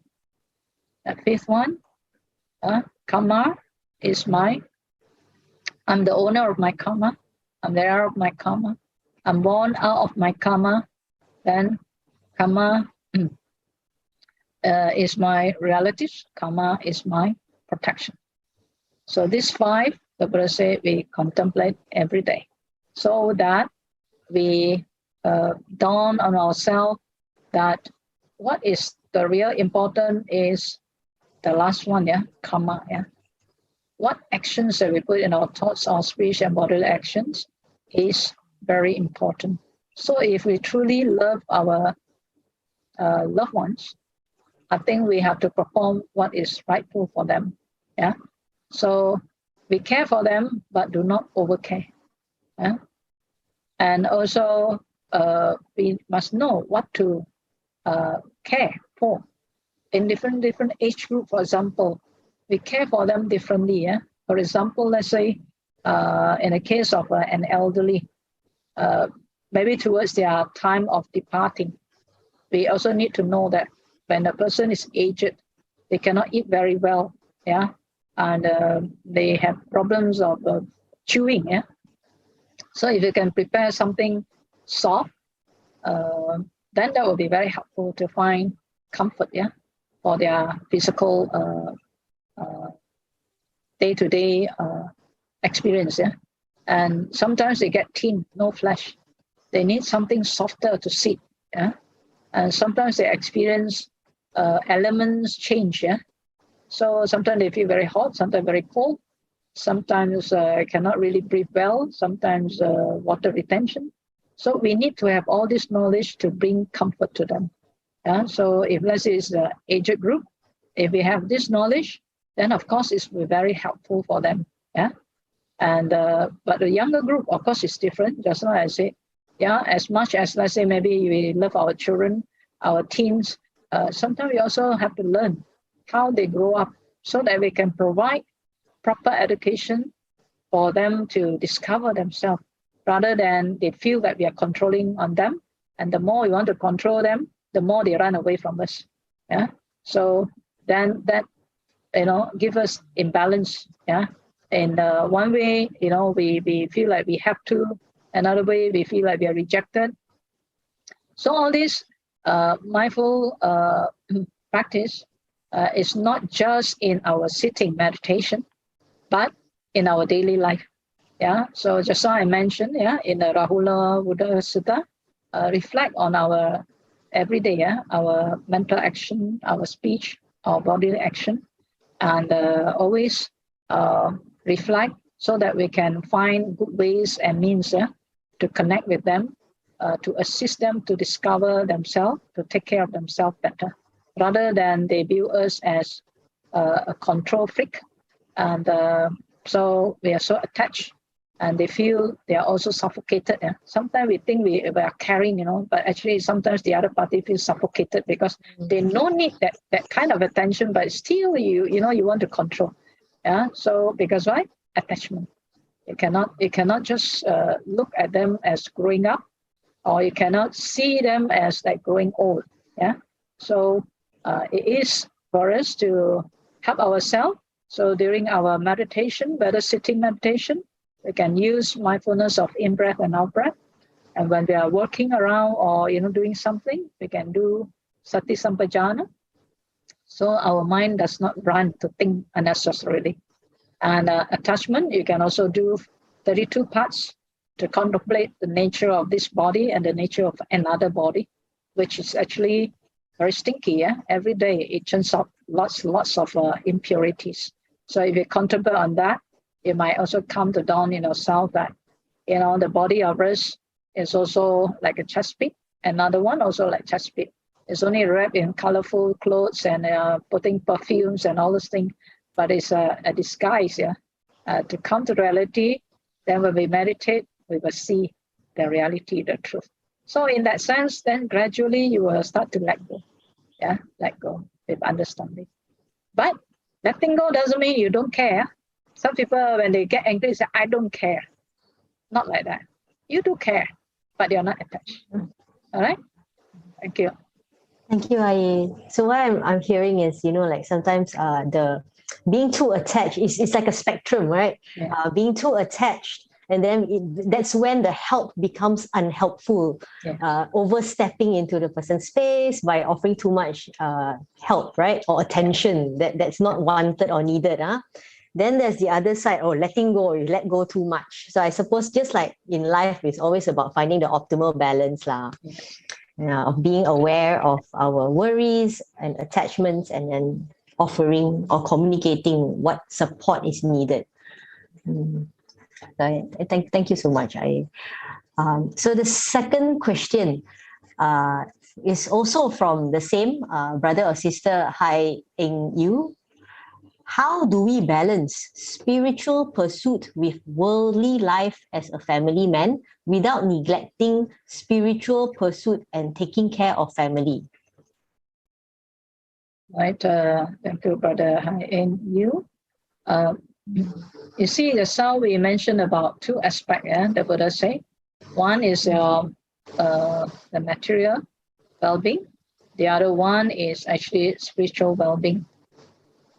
So in a family, the Buddha mentioned that it's important that we know our duties and responsibility. And indeed, each of us has so many relationships.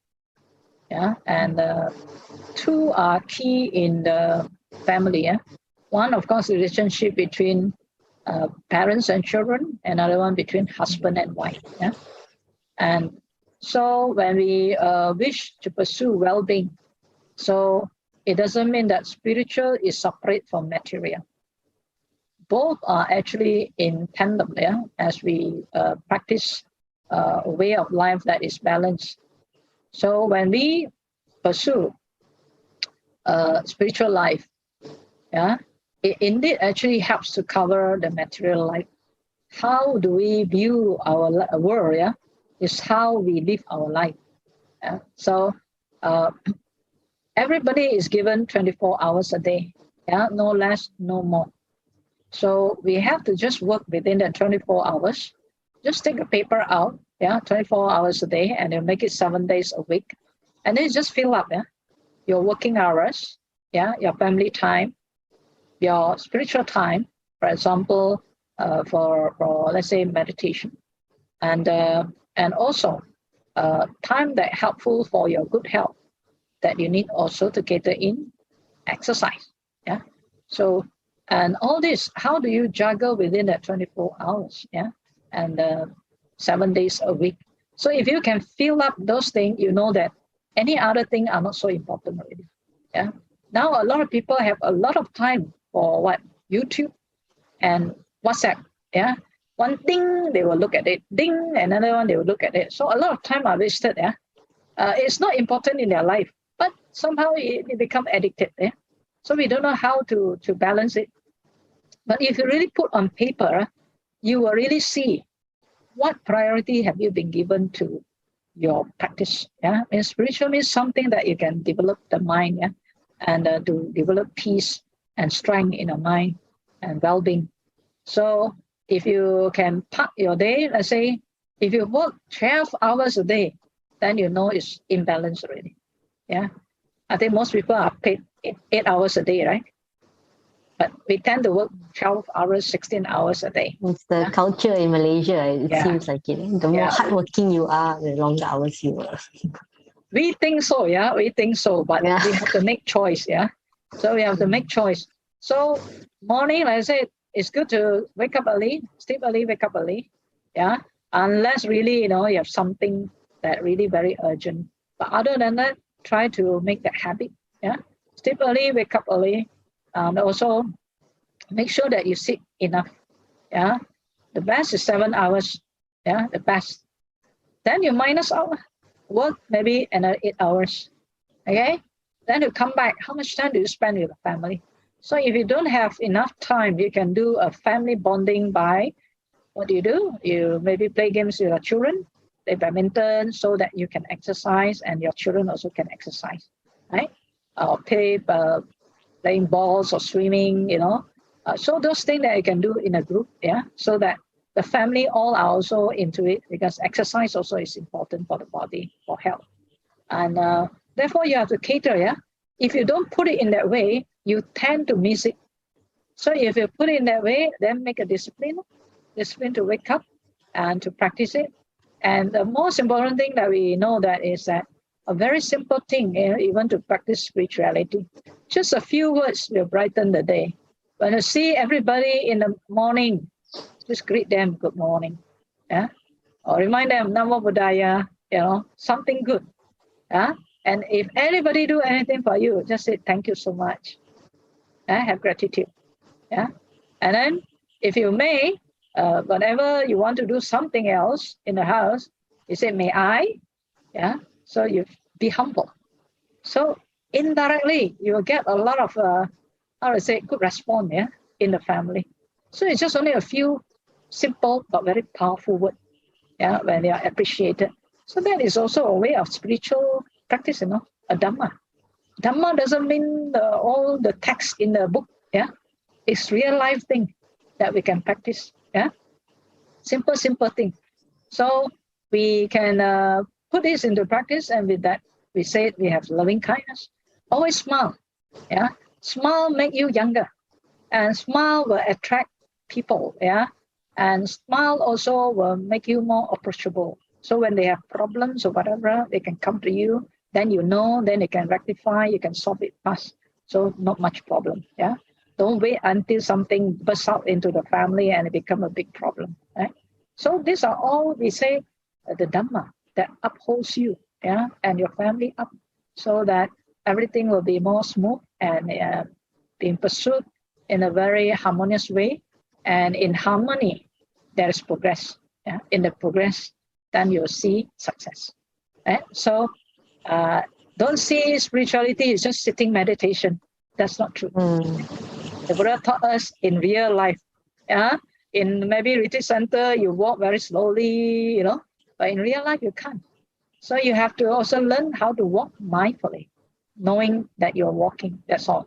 But you need to think, then you think. You don't need to think, don't think. Yeah? So you know how to manage your mind. Yeah? You train your mind to know when to apply thinking analysis, when to be free and just appreciate the present. Yeah? So that is how I think a spiritual life can be lived, and it covers your worldly life. Right? Thank you. Thank you, Ayya. So we'll move to the next question, also by Brother Hai Ing Yu. How do we apply wisdom when practicing compassion so as not to be manipulated by selfish people or scams? Firstly, I think if you talk about scam, I think you need to have knowledge and wisdom there. And the more key thing about scam is don't be greedy. Scams is always going for people who are greedy. They crave. Of course, all these scammers, they are not foolish people. Foolish in one way from our term, but they are intelligent, using the wrong intelligence for the wrong thing, yeah, to cheat. Yeah? And it's a daylight robbing, but in paper and in a few buttons away. Yeah. So and scammers, they normally go for people who have fear. Yeah, have fear. And now they go everywhere. They try their luck. If 1,000 they can get 5, that's good enough. Yeah. And scammers, their operation, I heard, is actually they paid for all those intelligent people to talk very strictly. And they have their own drama center that make the kind of camouflage. They will put you into one phone and to another and seems like real. Eh? So if you're not greedy and you are aware, then the moment you receive a call, you already say, sorry, wrong number, just put down. Yeah, don't have to go further. But if the scam come about your bank account, about something legal, about your card, you have to triple cautious. Yeah, don't give them straight. Ask them for a telephone number. You say you will call back, but you check properly. Yeah, don't give any what they call card things, your identity card or your bank accounts things or whatever. Yeah, never do that, because very easily once they be able to hack in, they just squandered the bank money. We have even, I mean, a few cases, true cases. One is that they scam on this teenager, saying that they have lost their money and they only need to borrow 100 ringgit. Okay, they start as much 100 ringgit only, and from there they actually start to, when you think 100 ringgit, and then they say, I will pay you tomorrow with 10% interest. So very easy, isn't it? 100 ringgit, you get 10%. They pay you 110 ringgit. So if you're greedy, then you thought it's only 100 ringgit, right? So small amount. But that's how they enter into conversation with you, right? So because of that 100 ringgit, then she thought, okay, she can actually lend them. Yeah. So she lend them. Then next, the person come again. Oh, my friends also are in it. Another 100 ringgit. Okay. So again, she thought, okay, another 100 ringgit. Tomorrow maybe I earn 20 ringgit already. Yeah. And then next they said, oh, now, you know, tomorrow, if I want to pay you back, then how should I go about it? Can I have your account number? Yeah. Then she thought she don't have account number. Suddenly she thought she don't have account number.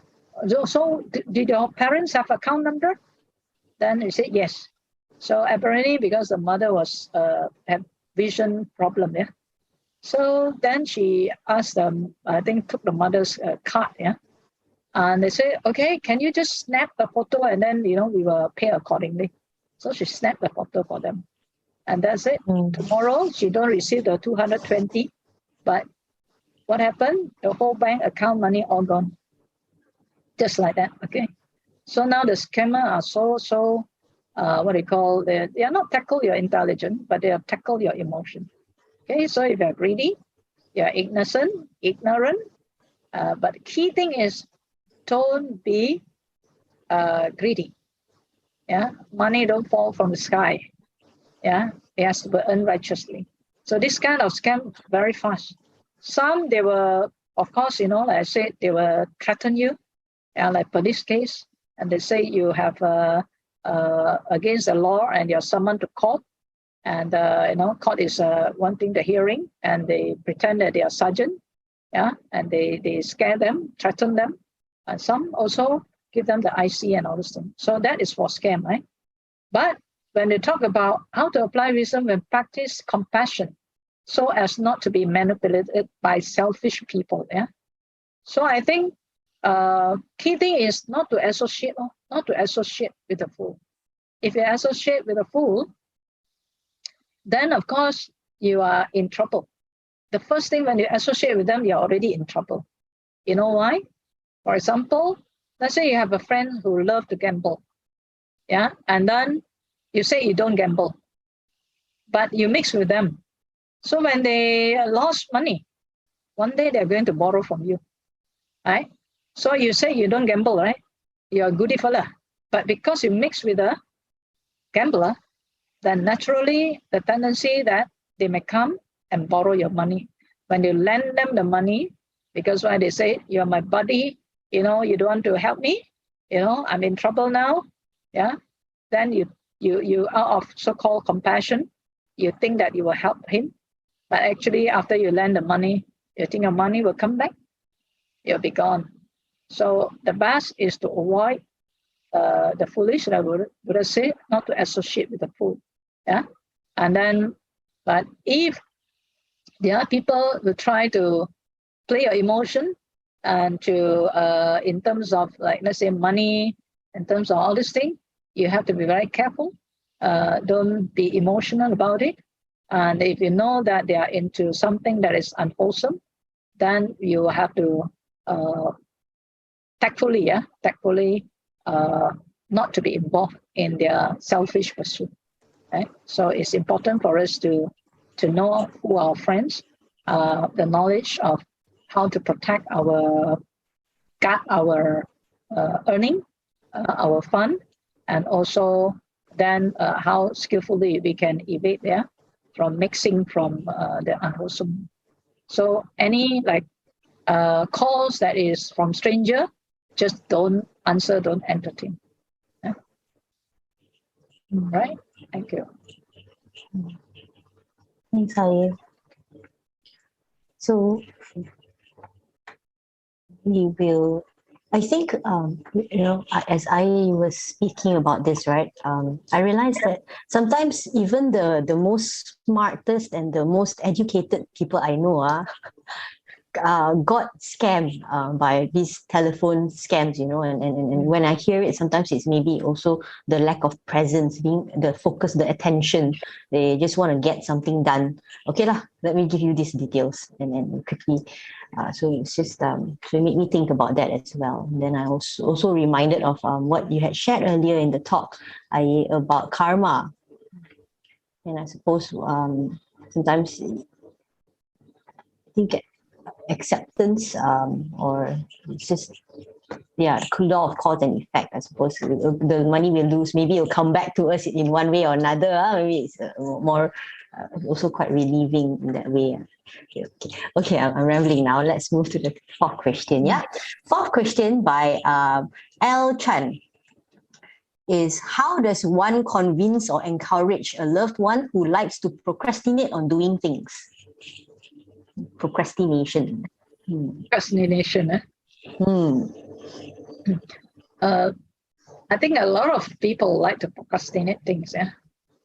Because why? When the mind is habitual in thinking of wanting a lot of things, so when they have a lot of things in mind, they will never have the opportunity to address one thing in full. So, and especially in our situation now, people always promote multitasking. Multitasking. Sometimes multitasking, but a lot of research already show actually multitasking is not productive.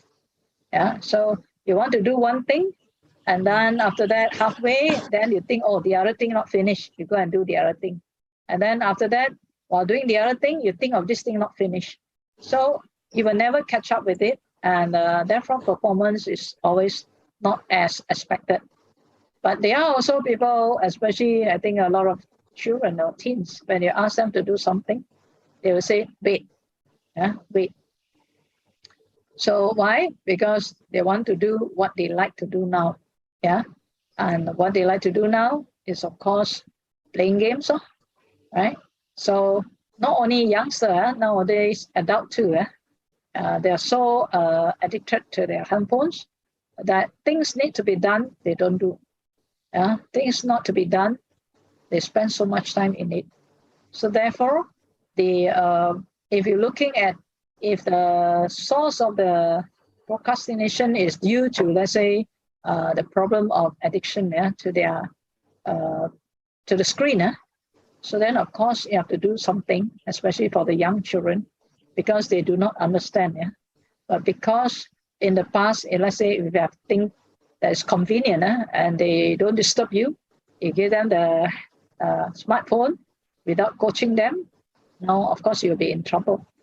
But still you need to remedy this, because if they are in the addiction of the screen, then a lot of things that needs to be done will not be done properly. So this have to be addressed by talking to them. Not when they are into so much into it and you try to take away, but they are in good time, then the discussion to be giving them the perspective or getting them to discover the importance of making use of technology, but not being addicted to it. And I think family guidelines have to come up, that each and every one in the family would also contribute to the well-being of the family. So I know that a lot of parents, they work very hard for themselves, for their children, but they didn't teach their children how to be a family members. So they are only served and they don't know how to serve others. So this also have to be corrected. And if everybody have something to do to contribute, then everybody will feel a little bit more belonging to the team. So we have to set up a family guideline for that, so that they don't see it as they are the one that being like punished to do things, but every family contribute to the well-being of the whole. So I think that also can be another way to encourage that everybody do things on time. Sometimes, like, for example, you just wash the plates. They say wait, so you cannot tahan. At the end, you have to go and wash. So they don't have to wash. You see, So they just say wait. Then you are not patient enough. Then you got to do it again and again, and they get angry, upset. No point. So you have to find ways and means how we get them involved from very young, actually. So the encouragement also can be sometimes when they are more punctual, then we can also give them a little bit of reward, not always, but the appreciation of it. Give them a surprise. And then if we encourage their good behavior to be on time, then they will be also happy to do it again and again. So at times we have to see the condition, why they behave in such a way. Right? So from there, I think, for example, the best example is, I would say, leading by example. Yeah. Yeah. So I think we can help them to understand the importance. If they go to school, they can be punctual. Then, there's no reason why not. It's because if the family do not have that kind of discipline, then of course the children will follow. Yeah. So I think that should be something that we can ponder about and do something to help the other person to be more on time, or to be more clear about the importance of respect for that, and then other people also can get their things done within that time. Thank you. Thank you, Ayya. Okay, so we'll move to the 5th question, which is the second last question. Yeah, we have 2 more questions to go. This is a question from Siu Hua of BGF. Any tips on maintaining a daily meditation practice for a lay practitioner with duties and distractions? Venerable, lovely talk. Much gratitude. Maintaining daily meditation practice. So everything needs priority, right? So if we look at just now, I explained about 24 hours. So you just park. Yeah. I always tell people, we take so much care about our body, but we hardly care about our mind. For example, we spend like morning, we wake up, we go to toilets, we brush our teeth, we bathe already don't know how much time, right? And then one day we spend 3 hours to eat, to cook, and to do everything about our body. We clean our house for the body, yeah. But when it comes to meditation, food for the mind, we say no time. Right? But the fact is that we look, we can see, we hear. This body is just a vehicle for the cultivation of mind. This body is temporal. In Malaysia standard, about 80 years. And the body have to be laid down. Yeah. So, but during that process, why people have fear? Why people have confusion? Why people have anger? Why people have, grief, sorrow, and all those things? It's about the mind. But why are we not treating the mind as priority? Yeah. So, for a start, we always encourage people. Yeah. One day, can we just allocate 1 hour for the mind? So that 1 hour we specifically give food to our mind. The best food to give to our mind is not just like our body. Same. If we give the body the nutritious natural food, then the body becomes healthy, right? If you give the body all the processed food, all the junk food, then the body becomes junk.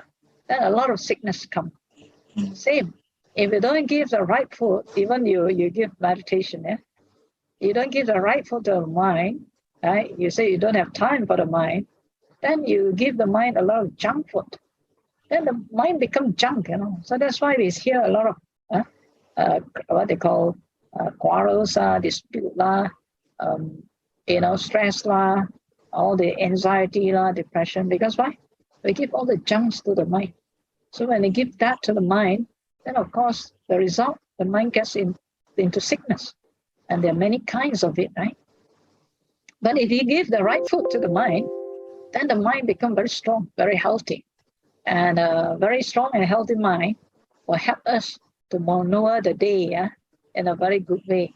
And because of the clarity, sharpness, that peace, and the energy, then you can see that the result will be good.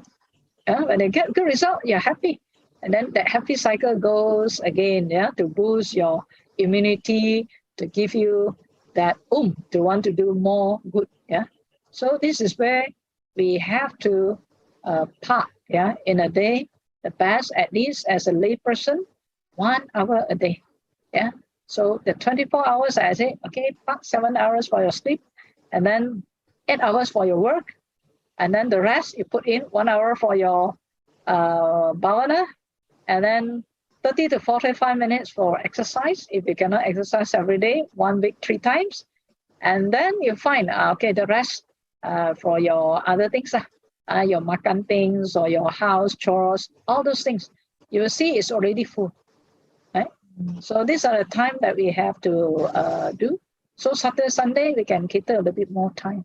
So that discipline have to be there. So when we park the time, then we practice it. So to boost that, then of course it's good to come for, let's say, 1-day retreat. Let's say, for example, yesterday we have 1-day retreat. Then most of them say, oh, now I realize, my body is so tired that actually I need to rest. Yeah. And some will say, yeah, now only I start to realize I don't meditate. My husband meditate, but I have a lot of monkey minds in it. And I said, why not you follow your husband to meditate then? So there are different what they call this distraction that comes. So priority have to be given. Yeah? Distraction, I say, the most distraction is your handphone. Okay? So if you want to practice well, I remember last time Lee Kuan Yew, he only one day, his email and all this thing, after breakfast, he will just spend 1 hour on that.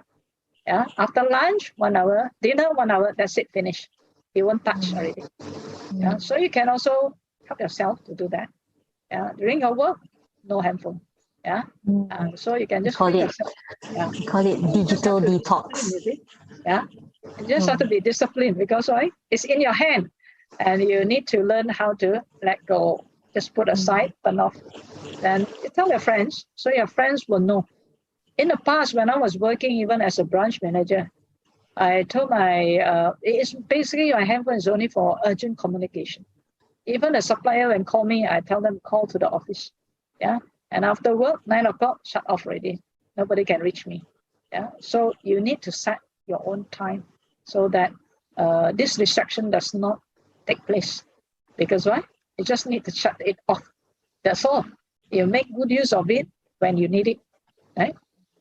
Then it helps to manage your time, and so you can have peace. Yeah? Some even I see people meditate, put a handphone at the side, and when the phone you can see them move already.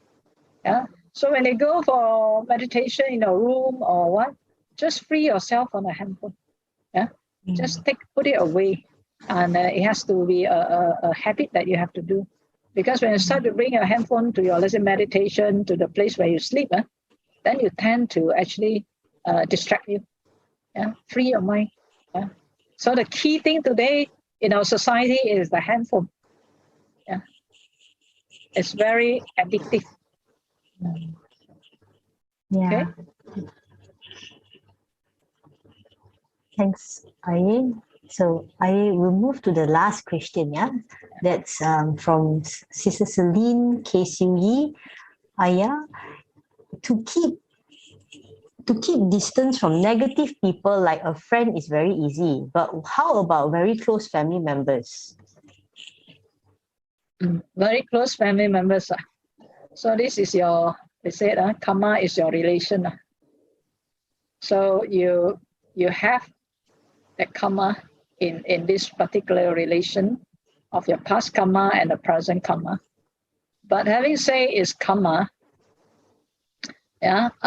family members normally they have a little bit kurang the same line of thinking and action one sometimes if you observe, unless you come to serve, in that family, because sometimes in the family members, some people come to serve you, some people come to pay you back, some people come to take from you, and some people come for revenge, right?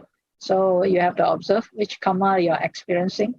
That's why the Buddha said, association with unloved ones is suffering. Yeah? So if you have happened to be in this kind of situation, nevertheless, if we understand the karma correctly, we should think in this way. The Buddha said we have all karmas. What are our all karmas? Our eye, our ear, our nose, our tongue, our body, and the package of the habit that we brought forward in this life. Yeah? But what are the new karma? Yeah? So if we fall into the old karma, then we say nothing can change. Yeah? But it's not true. The fact that we live today is that we have this opportunity to create new karma. So what is this new karma? So in the past, of course, when we faced with some challenging people, yeah, we tend to get upset and angry. But sometimes we never know. We only see the other person wrong, yeah. Most of the time, we will see other people fault, yeah. The Buddha also mentioned, it's easily that we can see another's fault, but we cannot see ours, yeah. So we tend to think that they are at the wrong side, they are right. But whatever it is, the Buddha say, if you are able to understand, we also should learn to what they call practice patience and understanding. Yeah, and by not following the things that they do, yeah. If they get angry, you get angry. What is the difference? No different, right? Right? If a person hit you and you hit back, both also go to police station, eh? But if the other person is doing something that is not helpful, that is probably hurting. So when you observe that is happening, so what we can do is, the Buddha always teaches, yeah, we may not get near them, but it doesn't mean that we have to keep the anger in our mind. Yeah?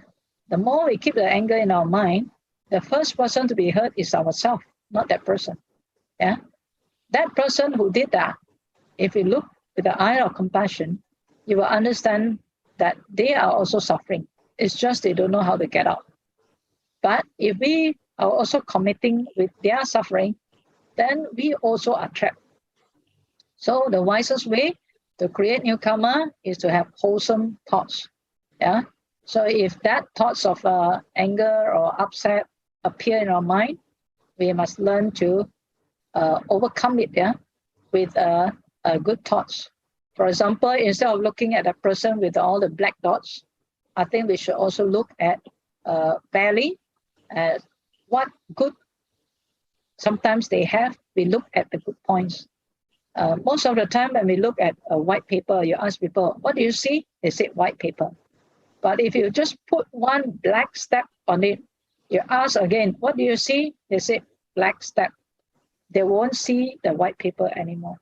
So most of the time, we always see the black step and we get very irritated over that black step. Yeah, and we forget about the probably 90% of white paper. So we need to switch our thoughts, yeah, to the white paper. Yes, they have that black step, but we learn, yeah, with loving kindness, we learn to forgive, yeah, to forgive and then move on. Don't hold on to that black step. Once you keep holding to that black step, and it can happen for years and years and years, life after life, you know, you just hold on to the black step. And then anytime that you meet with that person again in different form, again, you will go through again and again with that black step. So no end. Yeah, that suffering. You want to end suffering. You don't want that suffering. So you need to take proper action. And that is also karma. That is a new karma that you're building. Yeah. So the Buddha said, you know, the past karma, yes, maybe you have that kind of clashes before. But if you think in this way, the Buddha said, you know, even the past karma is just like a ripening, yeah, of a spoon of salt. And if you do nothing now, yeah, then if you're like a glass of water, do nothing, then the spoon of salt that comes, it makes the water very, very salty, yeah, very difficult, yeah. But if you create a new karma with loving kindness, with compassion, yeah, with altruistic joy, with all the little good that they have done, then you will see, yeah, and if they cannot change, you look at them with the eyes of equanimity. Means you accept. Some people have to go through, yeah, some difficulty in order to come back to the truth, yeah. So you also accept the way they are, yeah, but not getting hurt or harmed or taking their suffering to become your suffering. Yeah? So you just have to be wise. So if you have done that, the Buddha said just now, you know, all the qualities we mentioned, having faith, doing charity, yeah, having wisdom, yeah, and also keeping up your precepts, then you will see that you are changed. You are now creating a new stream, yeah. And even if the salt comes, yeah, the Buddha said, you know, you are now a river. So will you feel the saltiness? No, it comes, it goes, it comes, it goes. Yeah. So you don't hold it. When you hold your grudges, you hold your anger, yeah, you hold to the quarrels, then of course you suffer. So these are the way that we can, in one way, we cannot avoid, yeah. So, but if we still can maintain that kindness, same good speech, harmonious speech, loving speech, and pleasant speech, it will gradually mellow down, yeah, the person.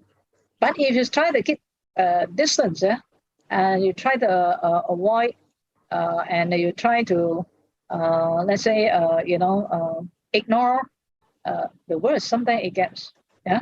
So facing it, but facing it with understanding and kindness. But if in case you are too difficult to handle, yes, you may reduce your association, but in your mind, you don't keep the anger. Yeah, you also, when you meditate, you also well wish them to be well. Yeah, so when you meet them, whatever comes to your mouth is also with kindness. You try your best to do that. So then you will see things will change. Yeah, and sometimes people get angry with us, but we are still kind to them. At the end, because of that, they realize, that they are at the what they call extreme end of unwholesomeness. Then they see that even with that, we are still kind to them. So that's how they will be changed. Yeah. So these are the thing in family. Yeah. Sometimes we meet, but of course, if let's say the situation warrant you to be really what they call distant away. For example, they are very violent, very they start to have all these that can harm the body. Yeah. And you don't know, you cannot gauge the time. Then it is out of compassion, we need to provide them a proper place for them to, get themselves safe, and also other family members also in safe condition. So that wisdom also have to come. It's not just say, okay lah, never mind lah, and then after that somebody in the family, got hurt, got injured or whatever. So we also need to understand, and we can check with some other friends in case, in what context, yeah, when we say that they are difficult, they are negative, and to what extent their behavior can harm people or not. If just normal, they are negative, and then you become the good example of somebody who emit energy, kindness, wisdom, so that they will be able to have a mirror to reflect on, to get inspiration and motivation to be more positive. All right, thank you. It's wonderful. I really like how you shared about changing the way we see the person. Sometimes we so focus on negative, this is the negative thing coming again, but to focus on the good of the person. Anyway, so I noticed that there are times when I lose my patience with close family members when I'm not taking care of my well-being. So when I'm tired, especially when I'm tired or extra stressed out, that's when our loved ones suffer. So that's why we talk about this whole session today, the importance of taking care of our well-being, cultivating bhavana, and having mental clarity. So thank you so much, Ayya. We've now come to the tail end of the session. I would like to invite everyone to put our hands together for the sharing of merits. As Ayya, may I invite Ayya to lead us through this sharing of merits? Thank you, Karen. So brothers and sisters in the Dhamma, let us now compose our mind, recalling to mind a time span to recite and to reflect on the Buddha's teaching, and also to hear the Dhamma and discuss on the Dhamma, for us to increase our well-being and to bring this well-being to others, and to bring peace for all. So with all this merit that we are through, may this merit continue to pave way for you and family, to be blessed with good health, prosperity and peace, and continue to grow in the Dhamma and realize the bliss of awakening at the earliest opportunity. Baru sabba mangalang rakantu sabba devata sabba buddhanubhavena sabba dhammanubhavena sabba sanghanubhavena saraswati bhavantu te. Also, we share this merit with all the devas and nagas of mighty power, all the heavenly beings. Akasata cha bummata devanaga mahitika punyang tanganamoditva iram rakantu lokasasanam iram rakantu desanam iram rakantu mamparanti. We also dedicate this merit in memory of our departed relatives, teachers, and friends, and our ancestors. Idam me ñātinam hotu sukita huntu ñātayo. Idam me ñātinam hotu sukita huntu ñātayo.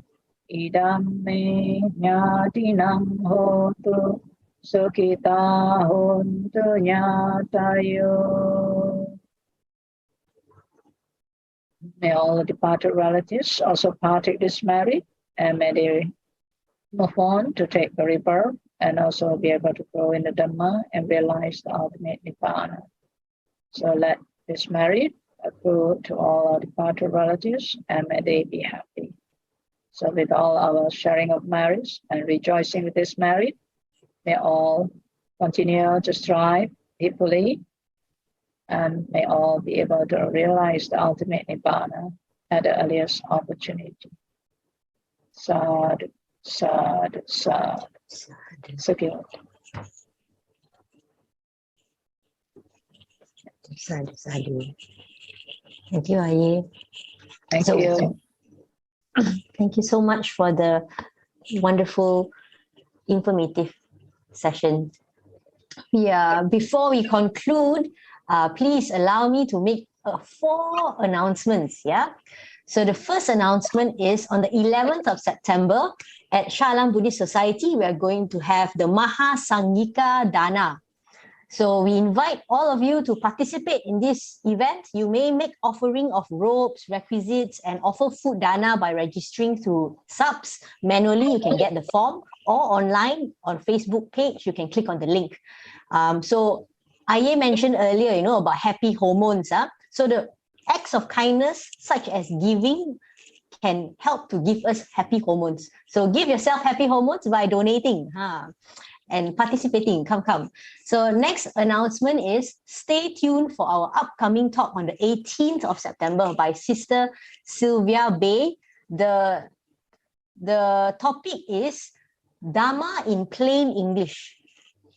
So the third announcement, Arya Vihara Building Fund. So I mentioned earlier on that Ayya Sumangala is leading the building team for this very first Bhikkhuni Nunnery and Dhamma Training Center. It's in Sungai Buloh. So we invite everyone to also support in this building and donate.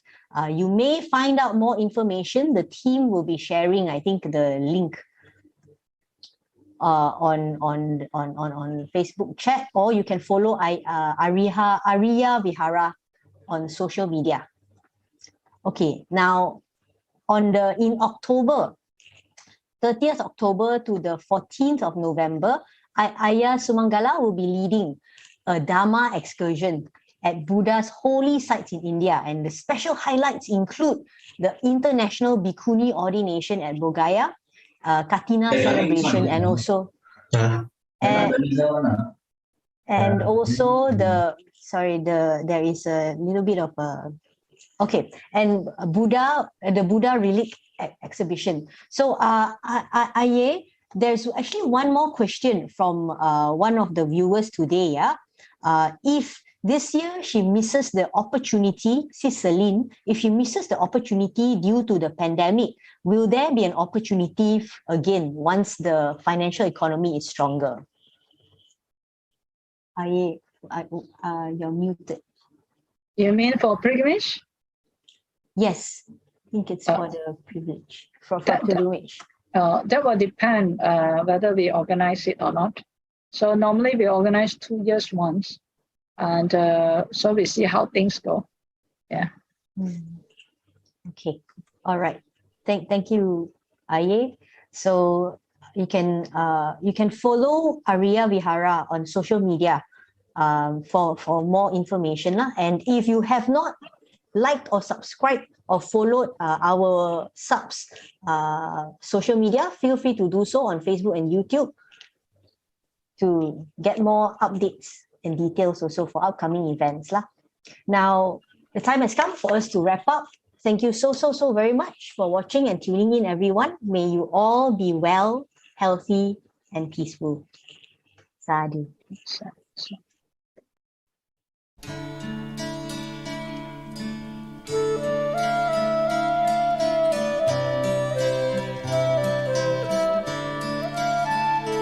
Let me a pure white lotus be, unfolding in samsara stream. Let all the gloom of misery be gathered in my lotus dream.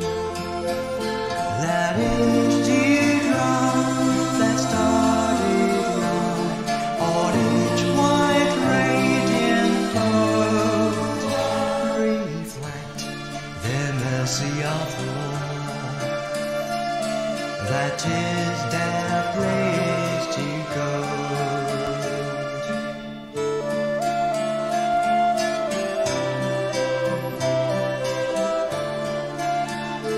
Let every wave that tumbles down their curdled slime of wrath prepare to lotus roots of dusty brown in my compassion's bounty share.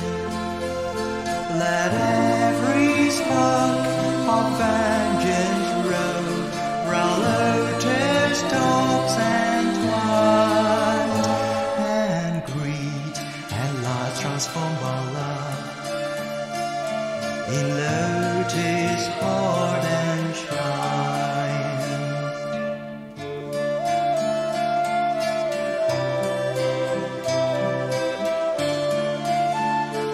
When each light drop has passed away across my pure white lily door, when I have drained all sorrow may, I speak to deck the lossless floor. Let every petal softly fold in summer's golden shine, retreat to claim the splendid prize, Nirvana's joyless mind.